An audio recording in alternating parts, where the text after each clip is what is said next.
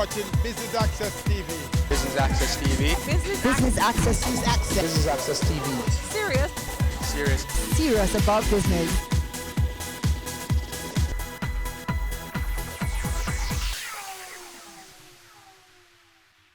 Hello and welcome to Business Access Television's coverage of the opening ceremony and reception for the Mona School of Business and Management's 4th Business and Management Conference. We're at the Jamaica Pegasus Hotel in New Kingston. I'm your host, Kenil Gale. Stay tuned for the highlights.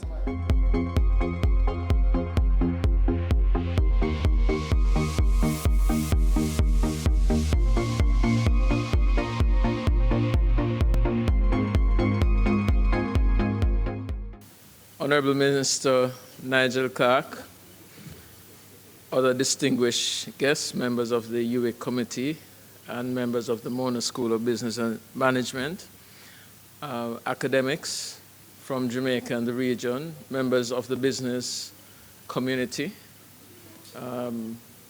President of the PSOJ and other dignitaries. Welcome. This is our official opening of our 4th International Business Conference, and it promises to be one of our most exciting as we deal with the topic of entrepreneurship and the promise that it should deliver to the economy. We're pleased to share and spearhead this initiative, and we feel that we're well placed to do so. The Mona School of Business and Management has a long record of research, teaching and learning, as well as implementing our own venture competition program, which has gone on to be the 2-time defending champion of the National Business Model Competition. So we feel that we're uniquely placed to have this discussion about entrepreneurship. We seek to bring together all the members of the community, entrepreneurs, small and large, and to have critical discussions. We've started today, but over the next 2 days, on how we can advance entrepreneurship, both traditional and social entrepreneurship, in collaboration with you, our partners. So, welcome once again. We look forward to stimulating discussion. As I said this morning, this is another in the series of building bridges between not just Mona School of Business and Management, but also the wider university to the business community. We feel it's important that what we do impacts you today and tomorrow. Today it is teaching and learning, tomorrow it is research. We had our first in 2015. And at that stage, our executive director at the time, Professor Denzel Williams, thought it would be a good idea to have an event that showcased more of the work of the University of the West Indies, more of the experiences of small island developing states in the area of business and management. And so here we are today, the 4th conference, under the leadership of our new Executive Director, Dr. David McBean. And so this conference, we've chosen the theme of delivering on the promise of entrepreneurship. Why? We are at a watershed moment in our country's history and development. We've had a number of policies, a number of initiatives among a whole range of actors, organizations in Jamaica and among our international development partners. And the focus has been largely on entrepreneurship, innovation. What is the magic? What do we need to do to propel our economy forward? And so we thought at this stage, as a business and management institution, educational institution, it would be good to showcase our role in that. And so we brought together this, what I call, distinguished panel of speakers and this program throughout the conference. So we have put together 23 sessions over a 3-day period. We started this morning at 8:30 a.m. and I'm happy to see many of the people who were here at 8:30 a.m. They're still here with us, and I'm grateful for that. We don't take that kind of support lightly at all. So our program reflects a number of the key players across the entrepreneurial ecosystem in Jamaica, from private sector, public sector, civil society, social enterprises. We have, for instance, our host of display and exhibits on the outside and throughout the conference.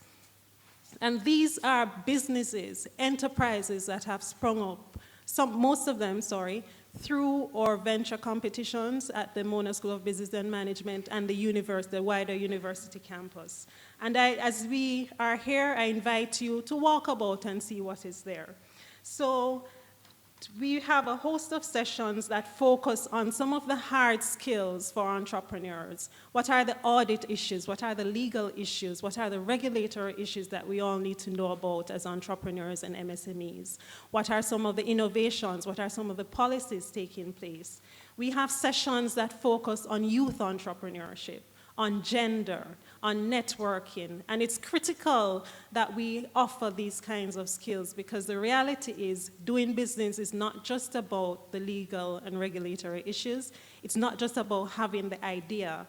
It's also equipping our entrepreneurs and MSMEs to learn about how to network. How do you navigate the waters? We're here with Dr. David McBean, who is the Executive Director of the Mona School of Business and Management. Welcome to Business Access Television, Dr. McBean. Thank you for having me. Just tell me quickly, what was the thinking behind setting up this conference and organizing the theme for this conference? Well, it's our biennial conference, as is once every 2 years. And when we looked at our research, our interest, what the country need, we decided on looking at entrepreneurship and promise of delivery. And entrepreneurship is now just so crucial for growth, and the minister would have endorsed that. And as a business school, because we remind people we're a business school, we have to look at the issues and areas that would drive business development in the country. So that's how we ended up with entrepreneurship this year. Do you think Mona School of Business's role in helping to drive economic growth in Jamaica is somewhat overlooked? I wouldn't say overlooked, more understated. So we've had impact on policy, for example, influencing MSME policies, policies on entrepreneurship. We've done research and consultancies with all the major companies in the country across manufacturing, finance, for example. So we are an important part of the fabric. Our graduates, whether at the undergraduate level or the postgraduate level, are in every facet of business in the country. But people tend to take it for granted. And so one of the things we have to do is certainly increase our engagement, but also highlight our existing engagement. Do you think there needs to be greater collaboration with the Mona School of Business and other faculties on campus? Yes, and we do have that collaboration. So for example, our master's students right now are solving some problems in the Faculty of Medicine. And we're doing work also with the main administrative centers, looking at student performance. And so we are increasingly more integrated, and we run the venture competition on campus, whose winners have gone on to win the National Business Model Competition. So we don't only take MSBM students, we do take students from other faculties. So we do a bit, but we have a lot more to do, and especially around entrepreneurship, driving that throughout the university. I'm really very pleased to be here and for the DBJ to be a sponsor of this very, very important conference that the Mona School of Business and Management is putting on. Indeed, this is the second year that the DBJ is sponsoring this conference. And I am pleased that we are sponsoring again this year, because the theme of the conference, delivering on the promise of entrepreneurship, is really aligned with the work that we are doing at the DBJ as it relates to our focus on the micro, small, and medium-sized enterprises.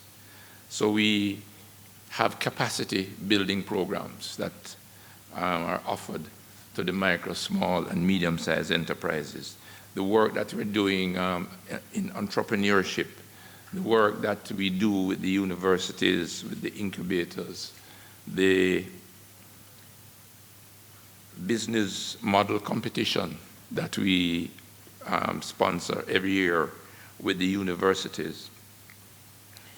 This is all very, very, very important work that's taking place, and we are really very happy to see that the Mona School of Management and Business is now really putting into practice a lot of the research and theories that we have at the universities. So yes, we are very pleased. We are very happy to be a sponsor of this conference, and the reports that I've had so far, the conference has indeed has gone very, very well. And just to say that we're looking forward to continue working in particular with the Mona School of Business. There are a number of very exciting projects and programs that we are going to be rolling out during the course of this year. The minister might mention some of them in his remarks. But again, just to say that we are really very happy to be a sponsor again on this conference, and we wish the conference every success. Thank you very much. You're watching Business Access's coverage of the opening ceremony and reception for the Mona School of Business and Management's 4th Business and Management Conference. More after this break. Dorgan Global Regulatory and Compliance Services. The regulatory framework is always changing, making this environment increasingly complex and confusing for businesses. Regulations as national, international and supranational levels are being issued, amended or expanded, which sometimes makes it hard to navigate through the maze of orders, decrees, guidelines and circulars. This is not helped by the fact that businesses also need to assess the potential effects of future regulations.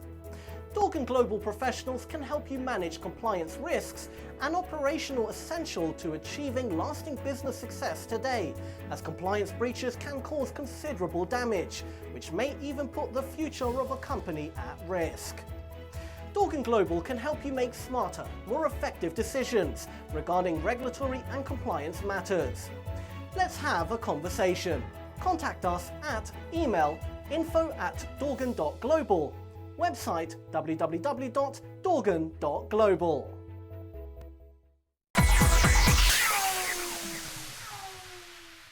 Welcome back to Business Access Television's coverage of the Mona School of Business and Management's Business and Management Conference. Here are more highlights.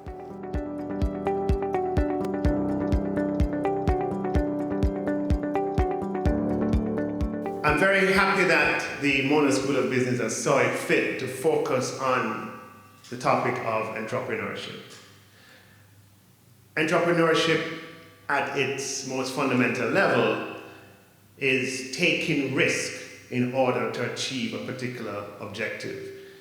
You can have social entrepreneurs, you can have business entrepreneurs. I think we're focused on business entrepreneurs here, but the risk taking is common to both. And as far as business entrepreneurs are concerned, it is risk taking with a view of making a profit. Now, throughout the course of human history, it is clear and abundantly clear that the value of entrepreneurship to society is immensely great, because all progress comes from taking risk, making mistakes, and more often than not, making breakthroughs that lead to phenomenal results. And all the advances that we can think of, the things that we take for granted, even here in Jamaica, the clothes that we wear, to the devices that we use, the cars that we drive, all of the products and services that we consume and we don't even think about, they resulted at some point in time from some entrepreneurial energy and success. Indeed, the components of all the things that we use resulted from some type of entrepreneurial success. So societies around the world that want to get ahead, want to deliver for their people prosperity, are focused on how to engender and support and inculcate in their societies this thing that we call entrepreneurship. When you go to countries like Chile, that is today known for entrepreneurship, it has resulted from a dedicated focus over a long period of time, and Chile has had some very innovative programs, some of which would be great if we could do in Jamaica. They have a program, for instance, and this is not a proposal. This is called flying a kite. But they have this very interesting thing in Chile where, and they can do it now given the stage of development they're at, but they offer a certain amount of funds to any entrepreneur anywhere in the world who comes and sets up business in Santiago. And they may even, there's a small hiring component. So if you're going to set up a business, they advertise. You come to Chile and we will give you $50,000. I don't have the precise, it might be 50, it might be 25, but some number like that. That's how serious they are about entrepreneurship. You go to Israel, there are serious programs designed to build an entrepreneurial ecosystem. You go to India, and it's the same. And the reason is that these countries realize the tremendous value to society from having an entrepreneurial ecosystem and an entrepreneurial group in society that's not predetermined by birth. It's not the son of or the daughter of.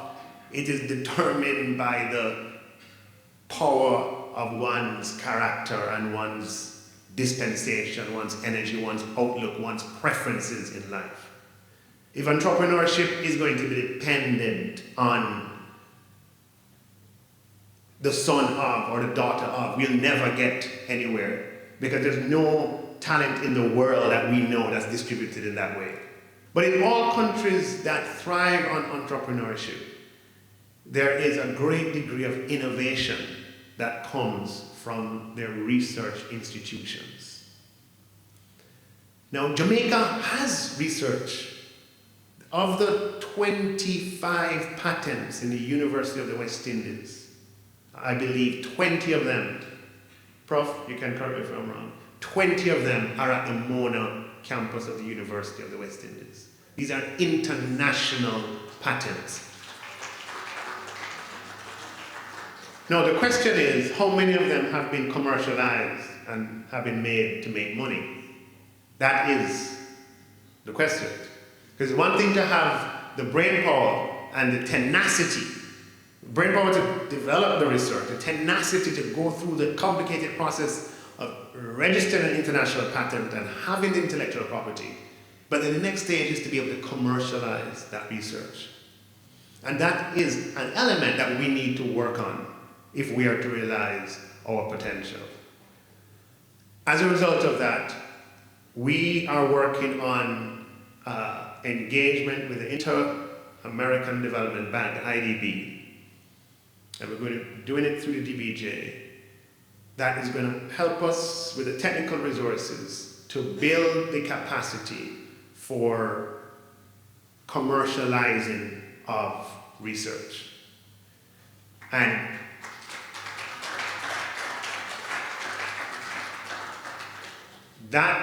these things normally come with loans. So they lend you money and then they have one of the consulting with it. We're in the process of negotiating that now, and I hope before too long it is something that we can launch. And as I said, a key component of it will be to enhance our ability to commercialize research.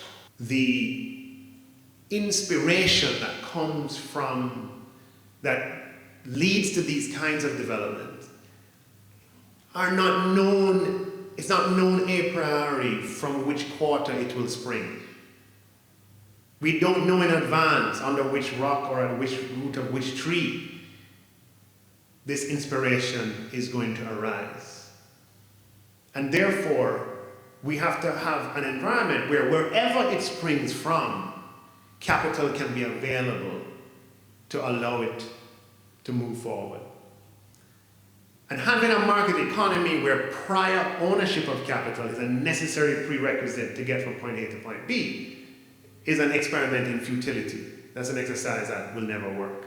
We have to democratize capital, and it only responds to ideas.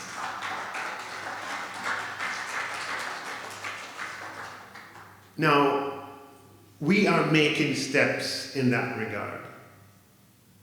As I announced earlier this year, as a part of the IDB facility of which I spoke earlier, which will have the component that helps us in the research and the knowledge transfer, we're going to have a sidecar fund of just starting with 200 million Jamaican dollars that will match angel investors, dollar for dollar, on angel investments that they make. The government doesn't have the resources to do the search or the evaluation, and so what it will do is find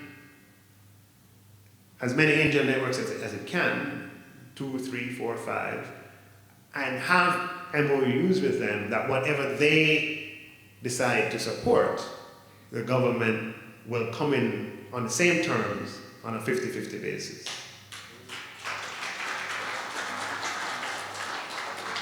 This will expand the pool available for the ventures that are at the riskiest and most uncertain stage. We have also increased our allocations through the DBJ and through other intermediaries of funding to medium-sized, micro and small businesses. As far as a product that deals with the providing replacement for security, i.e. this guaranteed product, where a medium-sized business that doesn't have the collateral can get a credit support from the DBJ, we increased the allocation of that from 250 million last year to 600 million this year, because we're serious about promoting entrepreneurship. There's a facility that deals with risk capital at the DBJ that we increased from 100 million to 400 million this year, because we're serious about boosting entrepreneurship. This is from a government that has 1 million, as you know, pressing needs in society, but we're creating space to support entrepreneurship. We also have allocated for the first time, and we just have to finalize the mechanisms for its disbursement, $500 million that is dedicated exclusively to companies that have sales under $10 million. So normally what happens, you allocate to MSMEs, and the companies with sales of 400 million or 300 million tend to dominate the financing. We know from our experience that the broader the base is the stronger the pyramid. So we want to make sure we have a broad base and that the micro companies have access to the oxygen of finance, and therefore $500 million exclusively to micro enterprises. In my budget presentation, I announced $200 million to be allocated towards research. Well, what we will do is allocate those funds across the research university space in a way that is transparent and in reference to some objective criteria, and leave it to the universities under some MOU with the Ministry of Finance, that's very general, to run the internal competitions for the allocation of those funds. We take another break here on Business Access Television's coverage of the Mono School of Business and Management's 4th Business and Management Conference. We'll be right back.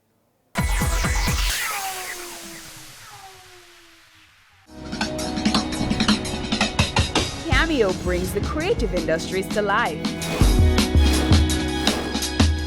delighting creatives in different fields each week. Art. My life turns art. I breathe, I eat art. Fashion. Food. Without a customer, we're nothing but four walls. Music. Film. Cameo, only on Business Access TV.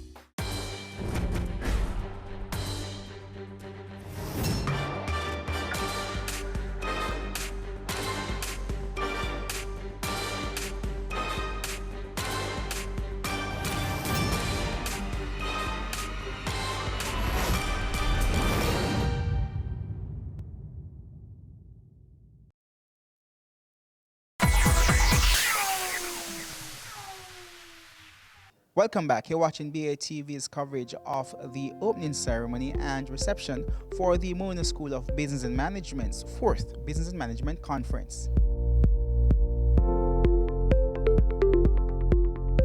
Mr. Clark, welcome to Business Access. Do you think the issue of research and development has been understated in Jamaica in terms of driving economic growth? I think research has a huge role to play in our development. As I said in my speech earlier, of the 25 patents at the University of the West Indies regionally, 20 of them are right here on the Mona campus, right? People right here in Jamaica who have registered 20 international patents.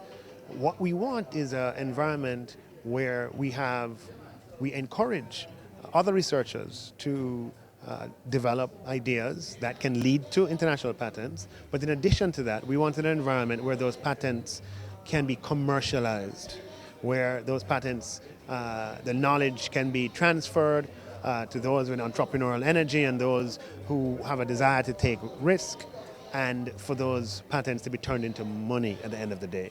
And the government is focused on working to ensure that this becomes a possibility. We're working with the IDB, Inter-American Development Bank, on a project to boost entrepreneurship in Jamaica, and a big part of that project will be to provide the technical resources and provide us with the technical help to build those knowledge transfer mechanisms to allow us to commercialize research. How will you ensure that the other universities do not feel left out? Because you did speak about spreading across the country, but how will we ensure that it's not just heavily UE? No, absolutely. When I speak about, I'm just using the examples of the patents because they have come from UE, right? So that's just a fact of life. But our approach to research will be Jamaica-wide. Any institution involved in research, whatever we are doing, for example, with that IDB project, to boost entrepreneurship will be generally available. You spoke about the $200 million that will start in the fund. What about those who say, that's not enough if we really want to monetize this properly? If you start at zero, right, and you go from 0 to 200, that's an infinite increase, correct? Mm-hmm. Okay, we have to start somewhere. This is the first time that we are making an allocation directly from the budget specifically for research. Okay, normally how it is done, it is an allocation made to the university and then they choose what they're going to put here and there. Here we're saying research is important, and we are symbolizing what we mean by that by making an amount available. And we start somewhere and we hope to build on that over time. All right, Mr. Thank you so much for talking with us. My pleasure. Your response to the minister's presentation earlier about the government's commitment to research. So, Mr. Clark said some very positive things about supporting entrepreneurialism and entrepreneurship in Jamaica. And I think that many of those things, if implemented properly, will have some visible impact that we're going to see. So, talking about giving space to the private sector and for that creativity to be found and democratizing funding for them, great things.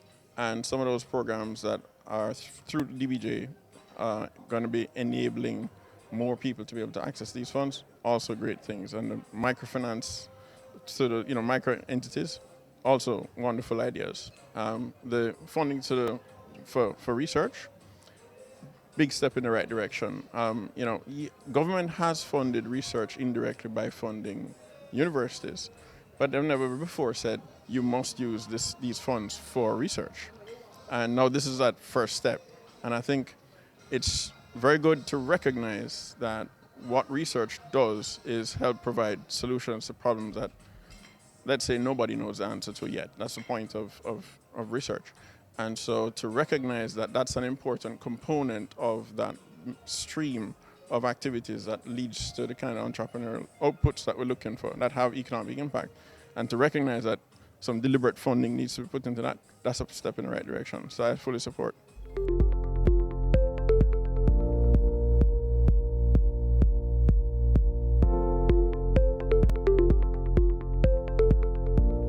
And that's how we end our coverage of the Mona School of Business and Management's 4th Business and Management Conference, opening ceremony and reception. I'm your host, Keneal Gale. Thanks so much for watching.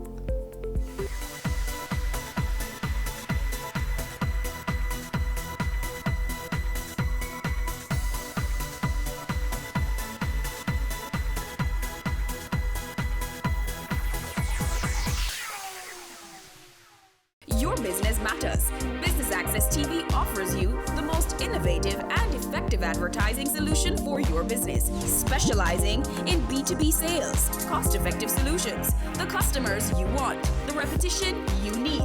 No matter the size and nature of your company, your business matters. Call us at 876-291-6233 or 876-376-4225.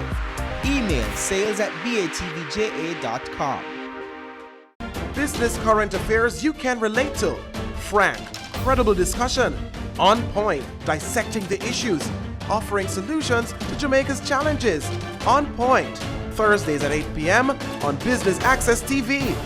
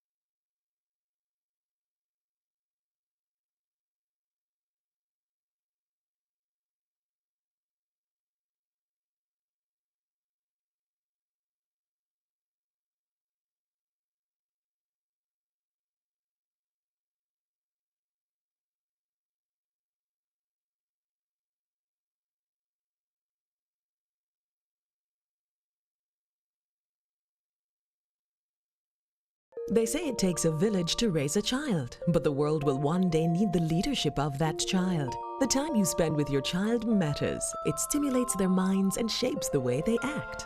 Talk with your children. Help them to better understand the world around them and to value what is truly precious. Above all, the most valuable gift you can give them is love. Play, talk, teach, love. Take the time. It makes all the difference. A message from the Parenting Helpline and Ad Council Jamaica.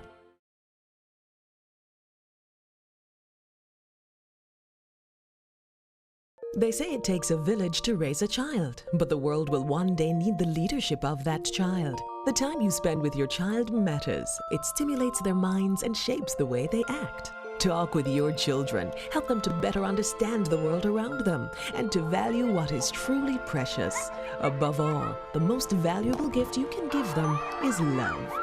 Play, talk, teach, love. Take the time. It makes all the difference. A message from the Parenting Helpline and Ad Council Jamaica. You're watching Business Access TV. Business Access TV. Business Access. Business Access TV. Serious. Serious. Serious about business.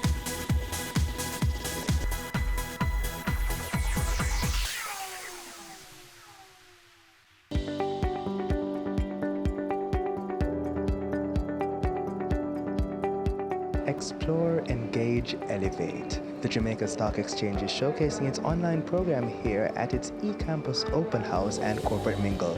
Hi, I'm Javon Keys, and Business Access TV is here to bring you all the happenings. Stay tuned.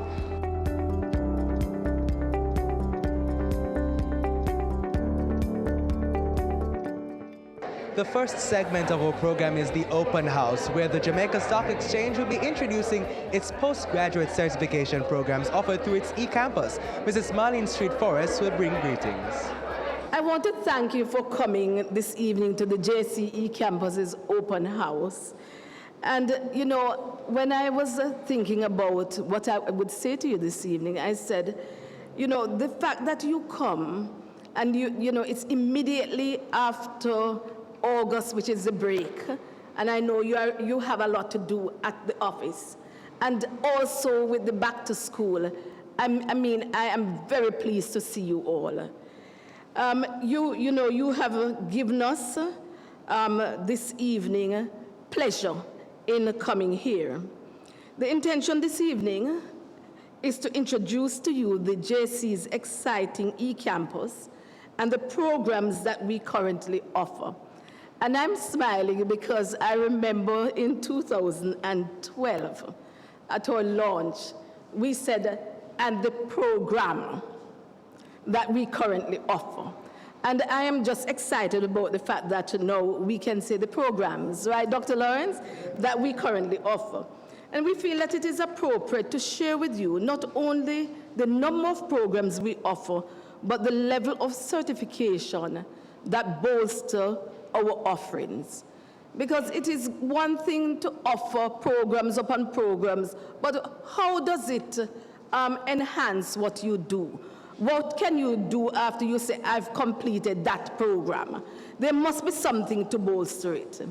And these include the accreditation by the University Council of Jamaica of our flagship program, the Postgraduate Diploma in Financial Services Management, our Continuing Professional Development Certification, which provides the stamp of approval from the CPD Certification Services in London that all our programs conform to continuing professional development principles, and also the approval from the Financial Services Commission of our online securities courses. The eCampus objectives are designed to match the objectives of the participants to our courses, which are to increase in the knowledge base of persons within the financial industry and the general marketplace. So we want to ensure that you know that while we operate within the financial industry, financial matters affect all companies. Am I correct, Dr. Lawrence? All companies. So it is a broad scope we are talking about. The ability also to practically utilize the training at the workplace and in the participants' daily life, and see to convert the training into a tangible currency. That is upward mobility in the organization. As the best performing exchange in the world, and you know, I would have to say that, right? For 2015, 2018, and we are second at this point to date in terms of what Bloomberg has said. But 2 weeks ago, we were number one. So we are watching this to see what will happen. And I want you to watch it with me so that we know where we are for the end of the year. But it is no secret that we have a very clear vision on what the standard in training in the financial services sector and its employees should be. So you would be coming to the right place. We understand that daily the rules of the game changes in the financial sector, as well as other sectors of commerce. And the risk in the market are greater now due to new and sophisticated products. You know, we're looking at bitcoins, and we are looking at other asset class, we would say. And, you know, as a result of that, the Jamaica Stock Exchange will be there to guide the market through these various sophisticated products. So, you know, there can be only one place to look. Our programs take these variables of this sophistication and all of that global changes in mind. And so there are several hundred persons working in the financial sector that will benefit from getting on board. We're hoping today to shed more light on the programs we offer, the matter of admission, the persons are here, or flexible payment plan, and the importance of the campus in general, and why we wish to engage you in having the campus as central.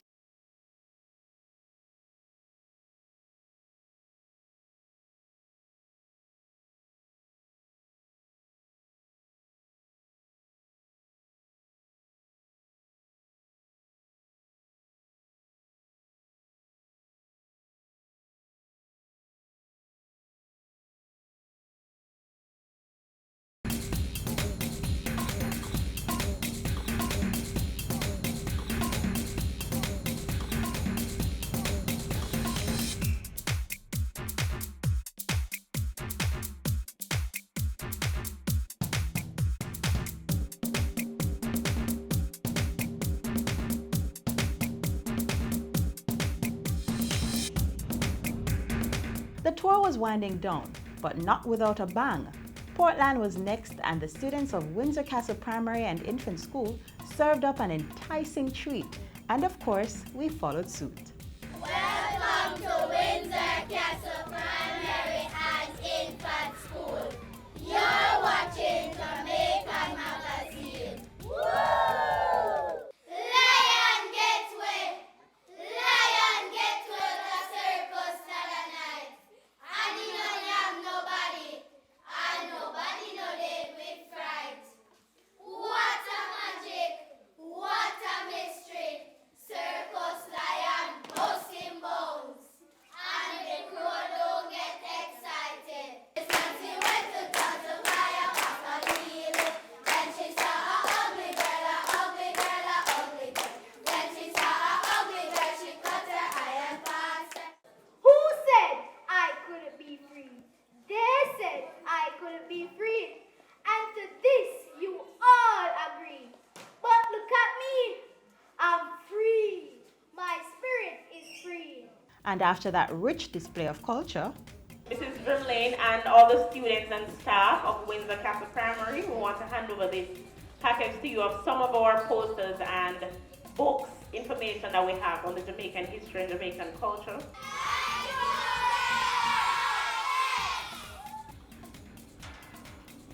and that's all we have for you from this year's JIS Heritage School Tour. Watch out for us again next year when we do this all again. Who knows? Your school might just be on our list.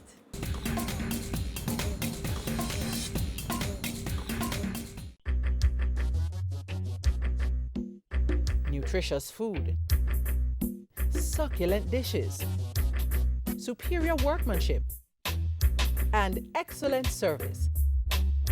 Jamaica is on the go.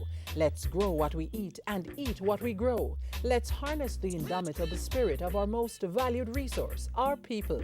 Let's support our local businesses. After all, buying Jamaican means building Jamaica. Original.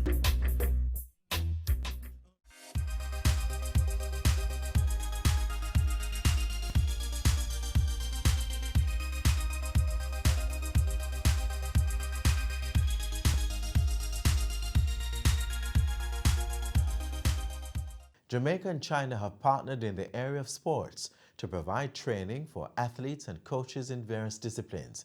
Our team was in China recently to see what's been unfolding. The Jamaica-China Technical Cooperation Program is the largest bilateral sports agreement between the two countries. For each year of the 3-year China-funded program, 138 Jamaican athletes, managers, and coaches from 7 sporting disciplines traveled to China for 2 months of intensive training. So we have 3 teams in Yunnan province, that's in Kunming.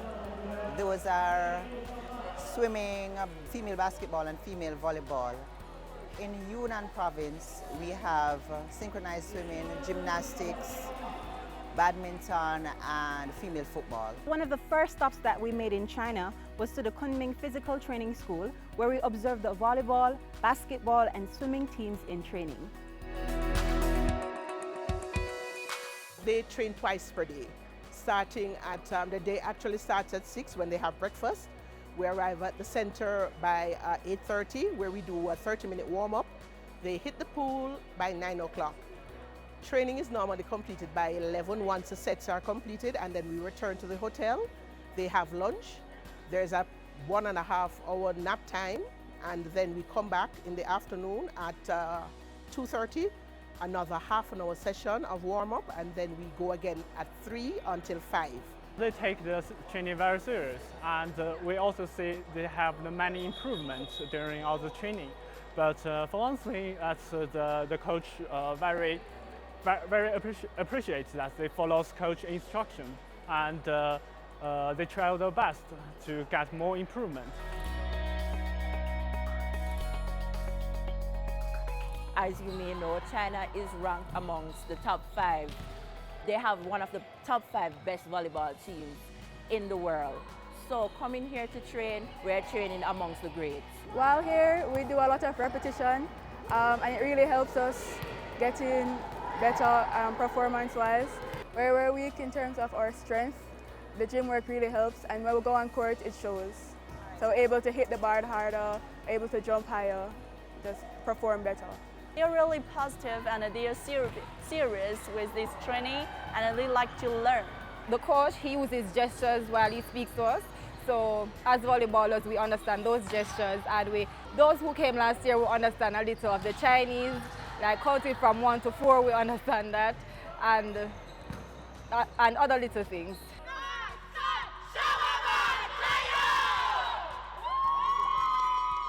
Shababa means it's a very delicious food from where he comes from, the Yunnan province. And he said that after people eat it, they get very energized. And so we say it because we want to get energized on court so that we can perform our best. We usually say it before, like when we're cheering before our match or when we win a point. The basketball team was only a few meters away from the volleyball players. The team's training site, Kunming Physical Training School, is a high-altitude training base that pushes the cardiovascular and circulatory systems of athletes to optimal levels. Breathing, like it's really hard here because of the altitude difference. So the higher we go, less oxygen there is or air. So when we go on track or even in here indoors when we're running, it's really hard to catch our breath or to even breathe normally. Some people, we have I think 4 athletes that have asthma, so it's extra hard for them, but they manage. In 2 weeks or 3 weeks, everyone adjusts and we're okay. And on Monday, we do a little bit of skill training and core exercise after the skill training. The core exercise is abs basically to improve your strength, jumping, running, all of those aspects. The biggest improvement is the fitness level and the skills. dribbling the ball, floor spacing, setting pick, setting off the ball screen, and just learning to play as a team. And there are even more benefits to be derived from the athletes' daily encounter with their Chinese coaches. They're very disciplined. They teach us life skills about respecting time, all of those things. They're very, very disciplined, and it's good training, life skills for us. Wait until you hear about the other athletes we're visiting in the city of Changsha. Being here has really been an amazing opportunity. Working with the Chinese coaches, they've really been helping us learn new techniques, and it's been really new. Some of their techniques are different, but I realized that they really do help the girls improve. The girls that I have here is from age 6 to 13. Elisa is my youngest. Her name is Elisa Alexander Black. She came up here, she's very strong, but she gets in stronger. So if you like put her into a present stand, she can stay up into a present stand as long as for 1 minute and go back down, but she's very strong for her age. Like Elisa, another gymnast that has grown in strength and performance is young Shakoy Bennett, the only male gymnast on the team this year. I've gotten some skills, some high-level skills that I would need to be able to put in a routine to be able to compete. So yeah, that's, I would say, is one of the biggest achievements I have so far. My objective is to go to the Olympics, possibly the Olympics and the World Champs, possibly medaling. But training wasn't the only activity on the gymnast's daily agenda. The team also showcased the dynamic dance routines they have been learning. Their performance was well received.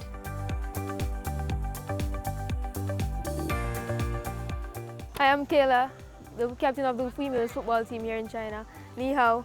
In terms of the training, some of the things that we do here you don't really see in Jamaica, so you pick up a lot of new things that you can bring back home and teach your teammates, your coaches, your friends. Every drill that they do right here, they focus on defending.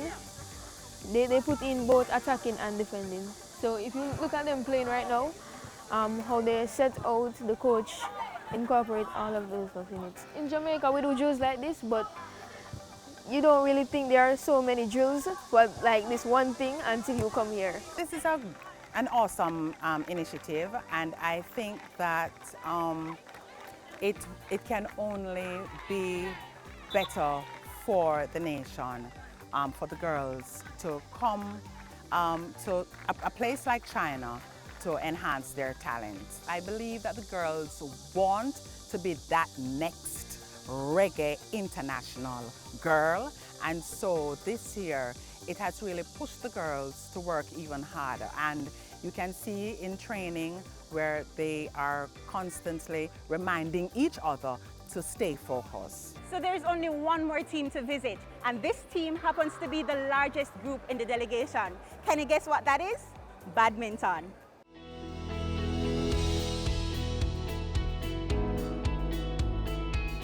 Our delegation consisted of 28 persons, of which 23 junior players, 1 player coach, a liaison officer, and myself, the team manager. Well, last year we mainly focused on the physical aspect on our body, and this year we mainly focused on the technical aspect and the tactical, which meaning that we focus mostly on the fingers, the arm actions. And in Jamaica we play European style of badminton, while here we play Asian style of badminton.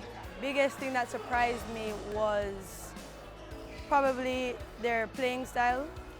When I was in Jamaica, we're taught to use the wrist more, and then now we're taught to use the fingers to play. And it has really helped in my game, play much easier and more comfortable now. It would be remiss of me not to extend on behalf of the government and people of Jamaica, and especially on behalf of my minister, the Honorable Olivia Grange, the appreciation or gratitude to the government and people of the People's Republic of China for this wonderful program.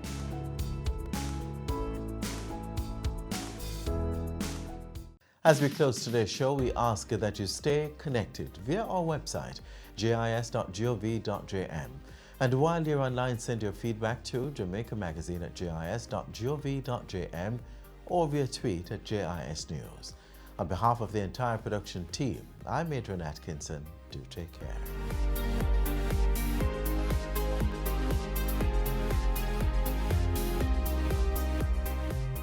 This has been a production of the Jamaica Information Service, the voice of Jamaica. They say it takes a village to raise a child, but the world will one day need the leadership of that child. The time you spend with your child matters. It stimulates their minds and shapes the way they act. Talk with your children. Help them to better understand the world around them and to value what is truly precious. Above all, the most valuable gift you can give them is love. Play, talk, teach, love. Take the time. It makes all the difference. A message from the Parenting Helpline and Ad Council Jamaica. You're watching Business Access TV. Business Access TV. Business Access. Use Access. Business Access TV. Serious. Serious. Serious about business.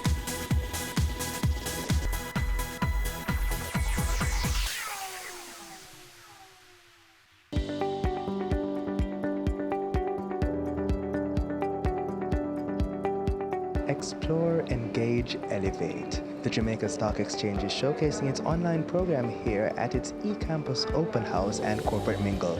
Hi, I'm Javon Keys, and Business Access TV is here to bring you all the happenings. Stay tuned.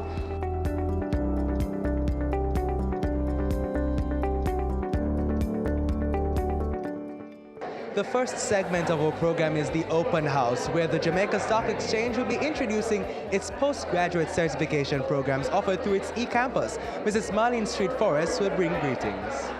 I want to thank you for coming this evening to the JCE Campus's Open House. And, you know, when I was thinking about what I would say to you this evening, I said, you know, the fact that you come and, you know, it's immediately after August, which is the break, and I know you have a lot to do at the office, and also with the back to school. I am very pleased to see you all. You know, you have given us this evening pleasure in coming here. The intention this evening is to introduce to you the JC's exciting eCampus and the programs that we currently offer. And I'm smiling because I remember in 2012, at our launch, we said, and the program that we currently offer. And I am just excited about the fact that now we can say the programs, right, Dr. Lawrence, that we currently offer. And we feel that it is appropriate to share with you not only the number of programs we offer, but the level of certification that bolster our offerings. Because it is one thing to offer programs upon programs, but how does it enhance what you do? What can you do after you say, I've completed that program? There must be something to bolster it. And these include the accreditation by the University Council of Jamaica of our flagship program, the Postgraduate Diploma in Financial Services Management, our Continuing Professional Development Certification, which provides the stamp of approval from the CPD Certification Services in London that all our programs conform to continuing professional development principles, and also the approval from the Financial Services Commission of our online securities courses. The eCampus objectives are designed to match the objectives of the participants to our courses, which are to increase in the knowledge base of persons within the financial industry and the general marketplace. So we want to ensure that you know that while we operate within the financial industry, financial matters affect all companies. Am I correct, Dr. Lawrence? All companies. So it is a broad scope we are talking about. The ability also to practically utilize the training at the workplace and in the participants' daily life, and see to convert the training into a tangible currency. That is upward mobility in the organization. As the best performing exchange in the world, And you know, I would have to say that, right? For 2015, 2018, and we are second at this point to date in terms of what Bloomberg has said. But 2 weeks ago, we were number one. So we are watching this to see what will happen. And I want you to watch it with me so that we know where we are for the end of the year. But it is no secret that we have a very clear vision on what the standard in training in the financial services sector and its employees should be. So you would be coming to the right place. We understand that daily the rules of the game changes in the financial sector, as well as other sectors of commerce. And the risk in the market are greater now due to new and sophisticated products. You know, we're looking at bitcoins, and we are looking at other asset class, we would say. And, you know, as a result of that, the Jamaica Stock Exchange will be there to guide the market through these various sophisticated products. So, you know, there can be only one place to look. Our programs take these variables of this sophistication and all of that global changes in mind. And so there are several hundred persons working in the financial sector that will benefit from getting on board. We're hoping today to shed more light on the programs we offer, the matter of admission, the persons are here, or flexible payment plan, and the importance of the campus in general, and why we wish to engage you in having the campus as central to your thought. Whether as an individual or as a company or as HR, the campus must be central to your thoughts. Again, welcome. On behalf of the JC Group and the eCampus, I would like to extend to you all a warm welcome and thanks for taking your time to be a part of this very informative event. I'm very pleased to be a part of the technical group which handles all technical matters relating to the eCampus.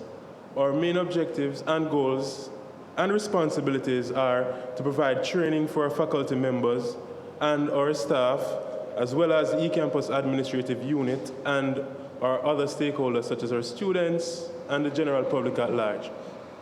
I will be demoing our relevant technologies that we use in our day-to-day operations, as well as I'll be, giving you some brief system requirements of the systems that we use. Our website is based on Moodle, which is basically the benchmark for all universities and tertiary institutions worldwide. Basically, every tertiary institution uses Moodle to develop their website in order to provide that hub, that platform, that community, which all our facilitators, our participants, technical administrators, and the administrative staff of the eCampus can interact. eCampus was designed to engage the learner.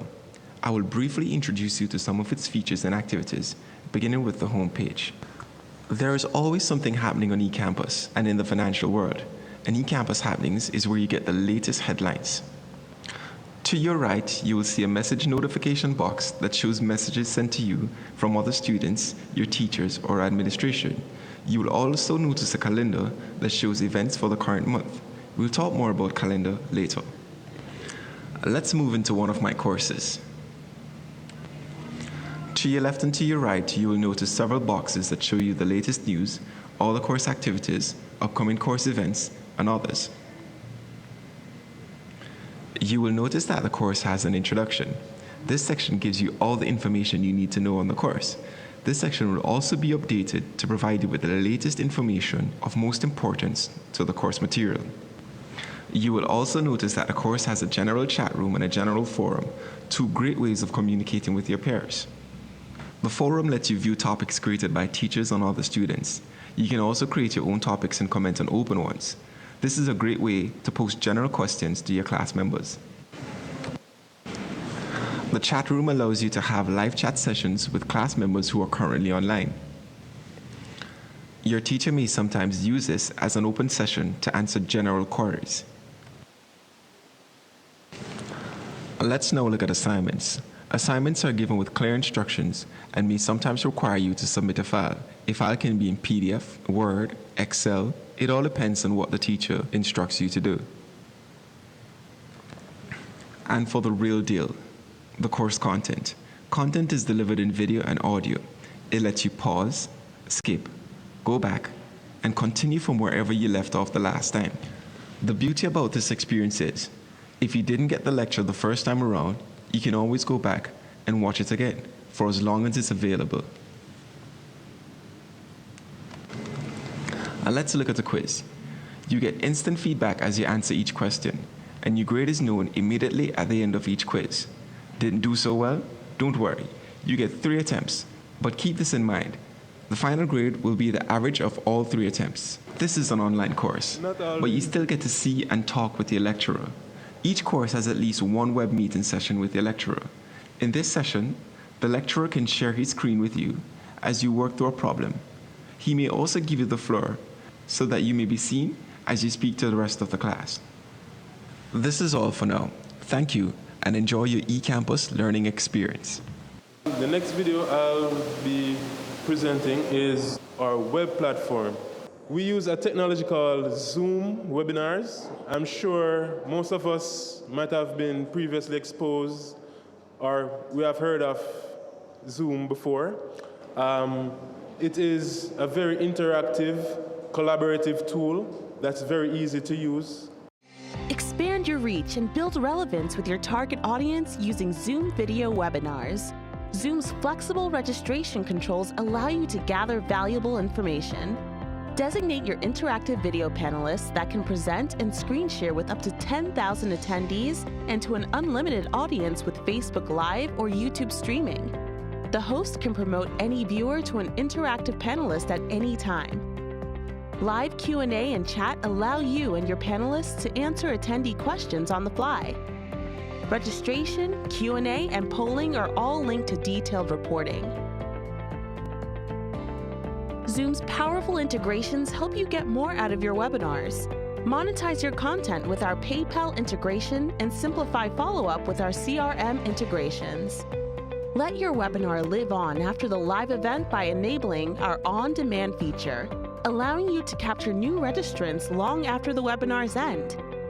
Webinars are perfect for town hall meetings, large-scale trainings, product announcements, marketing lead generation, and more. Reach a broader audience and grow your impact with Zoom video webinars.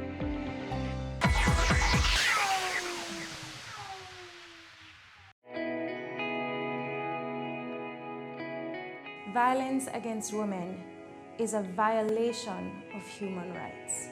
Its impact ranges from immediate to long-term physical, mental, and sexual consequences, sometimes resulting in death. It negatively impacts women's general well-being and can prevent us from fully participating in society. Be a better human being. No more violence against women. No more.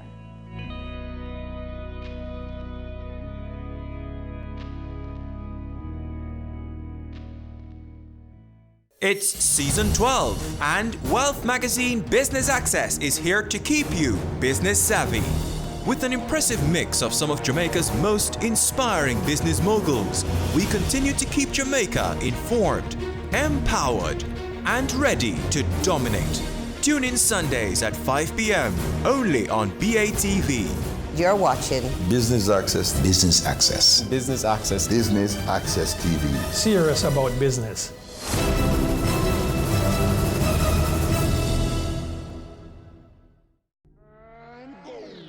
Career Moves has always explored interesting careers, highlighting all you may not have known about them. This season is no different. Coming back to Jamaica, everyone's like, Fizzy what? Fizzy who? When you find a bright boy or girl in the class and people say, what are you going to be? The parents will say, you have to go be a doctor, you have to go be a lawyer.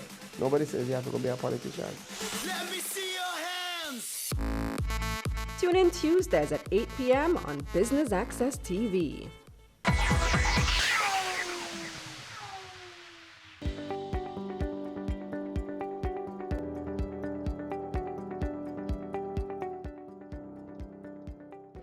I never thought I'd hear the day when blackberries are archaic. It just goes to show that we have to keep up with the times, and the product that the JSE campus has, this online professional development platform, is keeping up with the times. People want what they want, when they want it on time, and they want it delivered in a convenient manner. Gone are the days when you're going to be expecting people to come after you have completed or you're in your workspace to come to a 2-year, you don't have the time, and no workplace can manage anything like that. So I'm here to give you an overview of what I term a marquee product of the eCampus. The product I want to give you an overview of, and I won't be very long, is called a Postgraduate Diploma in Financial Services Management. Long acronym there. The Postgraduate Diploma in Financial Services Management is an occupational graduate program. It is higher than a bachelor's degree and everything else, associates, so on. It is a graduate program. So it is a postgraduate qualification, and it is an occupational qualification. You'll hear a little bit more in a couple of slides what I mean, or the distinction between occupational versus academic. It offers industry participants opportunities for critical exploration of the regulatory framework, governance issues, financial products, and services in an academic climate of high intellectual rigor. And a part of why this program was developed was because of a recognition that someone may come to the financial sector with an MBA or a bachelor's degree from a recognized institution abroad. But the actual workings, the mechanism of how the financial sector works locally is not treated. And so there was a need for persons to get up to speed to be able to deliver products and services in a much more efficient way. And hence the concept here. But I must also say before I move to the next slide that the concept was a visionary one from Mrs. Merlin Street Forest. I mean, I'm sure she's accustomed to that term being associated with her name now. Matter of fact, you can probably say Merlin Visionary Forest. Because it was out of her idea, really, that this need was being filled. It is 15 months in length. And this, by the way, compares very well with similar occupational postgraduate degrees in the world. Now, what is a professional degree? Remember I said I'd tell you the distinction between a professional and an academic degree. And I put it in bold there, partly. Well, first of all, let's go from the first bullet. It helps students to prepare for careers in their specific fields. So you have professional degrees in law, in pharmacy, in medicine, education. The length of the programs can vary, but span anywhere from 1 to 5 years. So 15 months is pretty optimal, as you can see. But important there, professional degrees are designed to directly prepare students for a particular career, hence the term professional or occupational degree. All right? And I just gave a list of a couple of them that exist. And part of the reason why I use Juris Doctor and Doctor of Medicine is because all of a sudden when you hear about doctorates in these areas, you see prestige. So I'm making you understand that the postgraduate diploma in financial services management has pedigree. Now, what is an academic degree? An academic degree, the emphasis typically is about research. And I like to break it down for my students when they first enter in a class that I teach about research. Research is really about learning first. And it is that you are the lead learner in the field. And you're creating new knowledge. It's not about working with what you have. It's about creating new knowledge. And typically it's very heady and academic and published in journals and so on. So there's a clear distinction between an occupational or professional degree as opposed to an academic degree. So I looked at 5 reputable institutions in the Commonwealth. I chose the Commonwealth. The United States of America tends to have all kind of variants, but I wanted a system that we could compare to ours. So I looked at the UK and Canada, and I'm sure you recognize some of these institutions here. There's the Seneca College of Applied Arts and Technology in Canada, Oxford University, the #1 university in the world, bar none, University of Salford, Manchester, London School of Business and Finance, and the famous London School of Economics, and Douglas College. Douglas College is Canada, Seneca College Canada, the rest obviously in the UK. They have those products there, and you can see the terms are very, very similar to the one that we have. The overall offerings are also very similar, okay? And look at the costing. You can't beat what we sell here. The role and function of the Jamaica Stock Exchange is very similar to the role and function of the UCJ, University Council of Jamaica.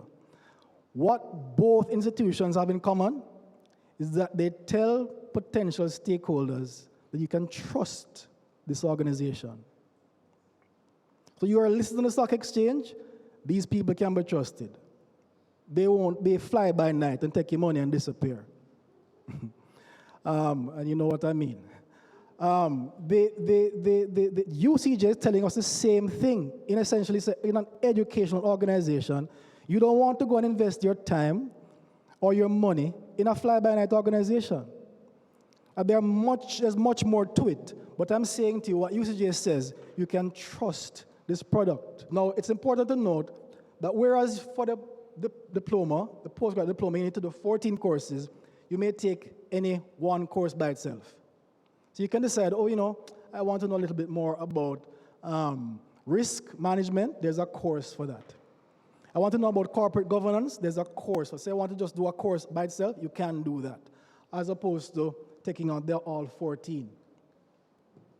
There's no comparable program available at any of these institutions to compare with the $250,000 or so that it is being offered for here in Jamaica at the eCampus. Now, I did the benchmarking of the product itself, but I want to put also the context of the eCampus in this one slide. This is the London Stock Exchange, and I'm sure Mrs. Forrest knows, and those of us that have had the opportunity to take a look at the landscape, that London Stock Exchange has what they call an academy. They do not leave professional development of the financial sector up to chance. And what they use is the term bespoke. They are prepared to create bespoke professional development training opportunities for anybody, anywhere in the world. So if you want a course in Jamaica, they can make it for you, but we don't want you to do that. That is our site, and you can see down the bottom there, new and exciting upcoming workshops. That's the bespoke side of the eCampus. Entry requirements are listed here. And by the way, the third requirement there, speaking about material postgraduate diploma applicants. In other words, we're looking at industry experience. This isn't a willy-nilly thing. It is a part of how educational institutions have evolved, a part of how we now matriculate persons. Think of somebody who is a virtuoso at the guitar. They have never read a note in their life, but they can play it better than, drop something they can do. We say, okay, we won't invalidate that you can't read notes. Come and handle whatever action or activity in terms of playing a song or playing what you have done. And we can evaluate that and determine for what amount of credits or how that can be used to matriculate you into the system. So you may have entered the financial sector without necessarily, many people have soared to the top without beginning initially with any formal training. So we're not invalidating that. That's a reality. That's the way of the world. That's how every institution now operates. So that's what that mature applicants pertains to. So we say we will take industry experience as well as part of what can be used to matriculate you into the program. But first degree, JC Securities course, or any other FSC approved first level course, at least 3 years relevant experience within the financial services sector or a related field. So what we're saying is that this program is for you. Wherever you sit, this program is for you. If you're serious about advancement in your career. I don't know how many have recognized this gentleman. He was the former head of Heart NTA. And now that's a national body, and now he's the head of the Caribbean Examinations Council, CSEC. So he has moved from head of a national organization to now the head of a regional organization. He has a PhD in industrial engineering. He said this. He came and did the program. And at the graduating ceremony, he described it as by far one of my most consequential studies when he came and did the program here. And as a part of what this program is about, ultimately the persons that leave are the brand ambassadors. And he was so pleased that he was prepared to say this about not comparing his industrial engineering degree from University in Florida and the list of other qualifications he had. He felt that this was one of his most, because it helped him, according to him, when we spoke to him, to function in his role as the CEO of his organization. Because he said he would sit down sometimes in meetings prior to this and hear about them talking about the budget, and he couldn't understand what was going on.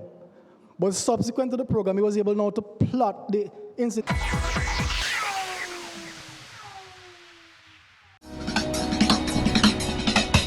Cameo brings the creative industries to life,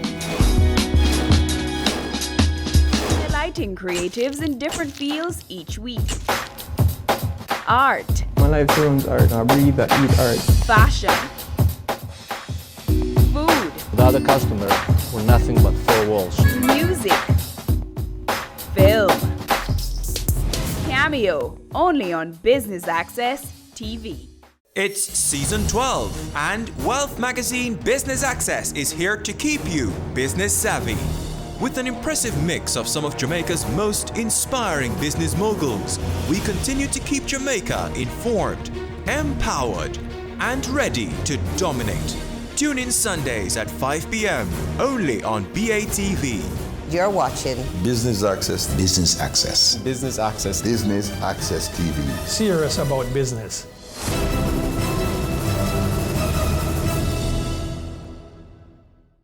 Ready for cable for as little as $100? Ready for no monthly cable bill? Ready for 10 TV channels absolutely free? Then pick up our Ready TV box at authorized stores for $4,500. Hook it up to your TV set, then top it up with Ready Credit for 1, 7, or 30 days. Buy now and get $1,000 free Ready Credit and start watching your favorite shows. Pick it up, hook it up, top it up. Ready TV. Prepaid cable TV when you're ready. Now serving Kingston and St. Catherine. Limited time offer while stocks last. Conditions apply.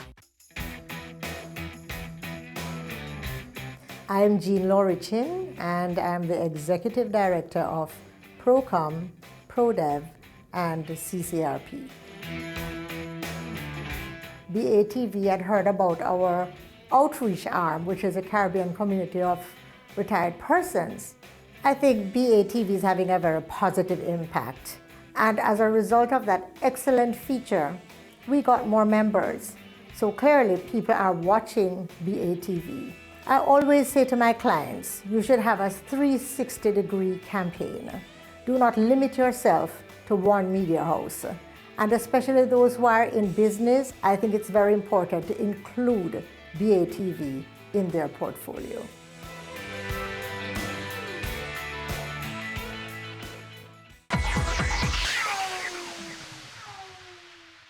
Tonight's speaker, she said I shouldn't call her a guest speaker. So tonight's speaker is a friend of the eCampus.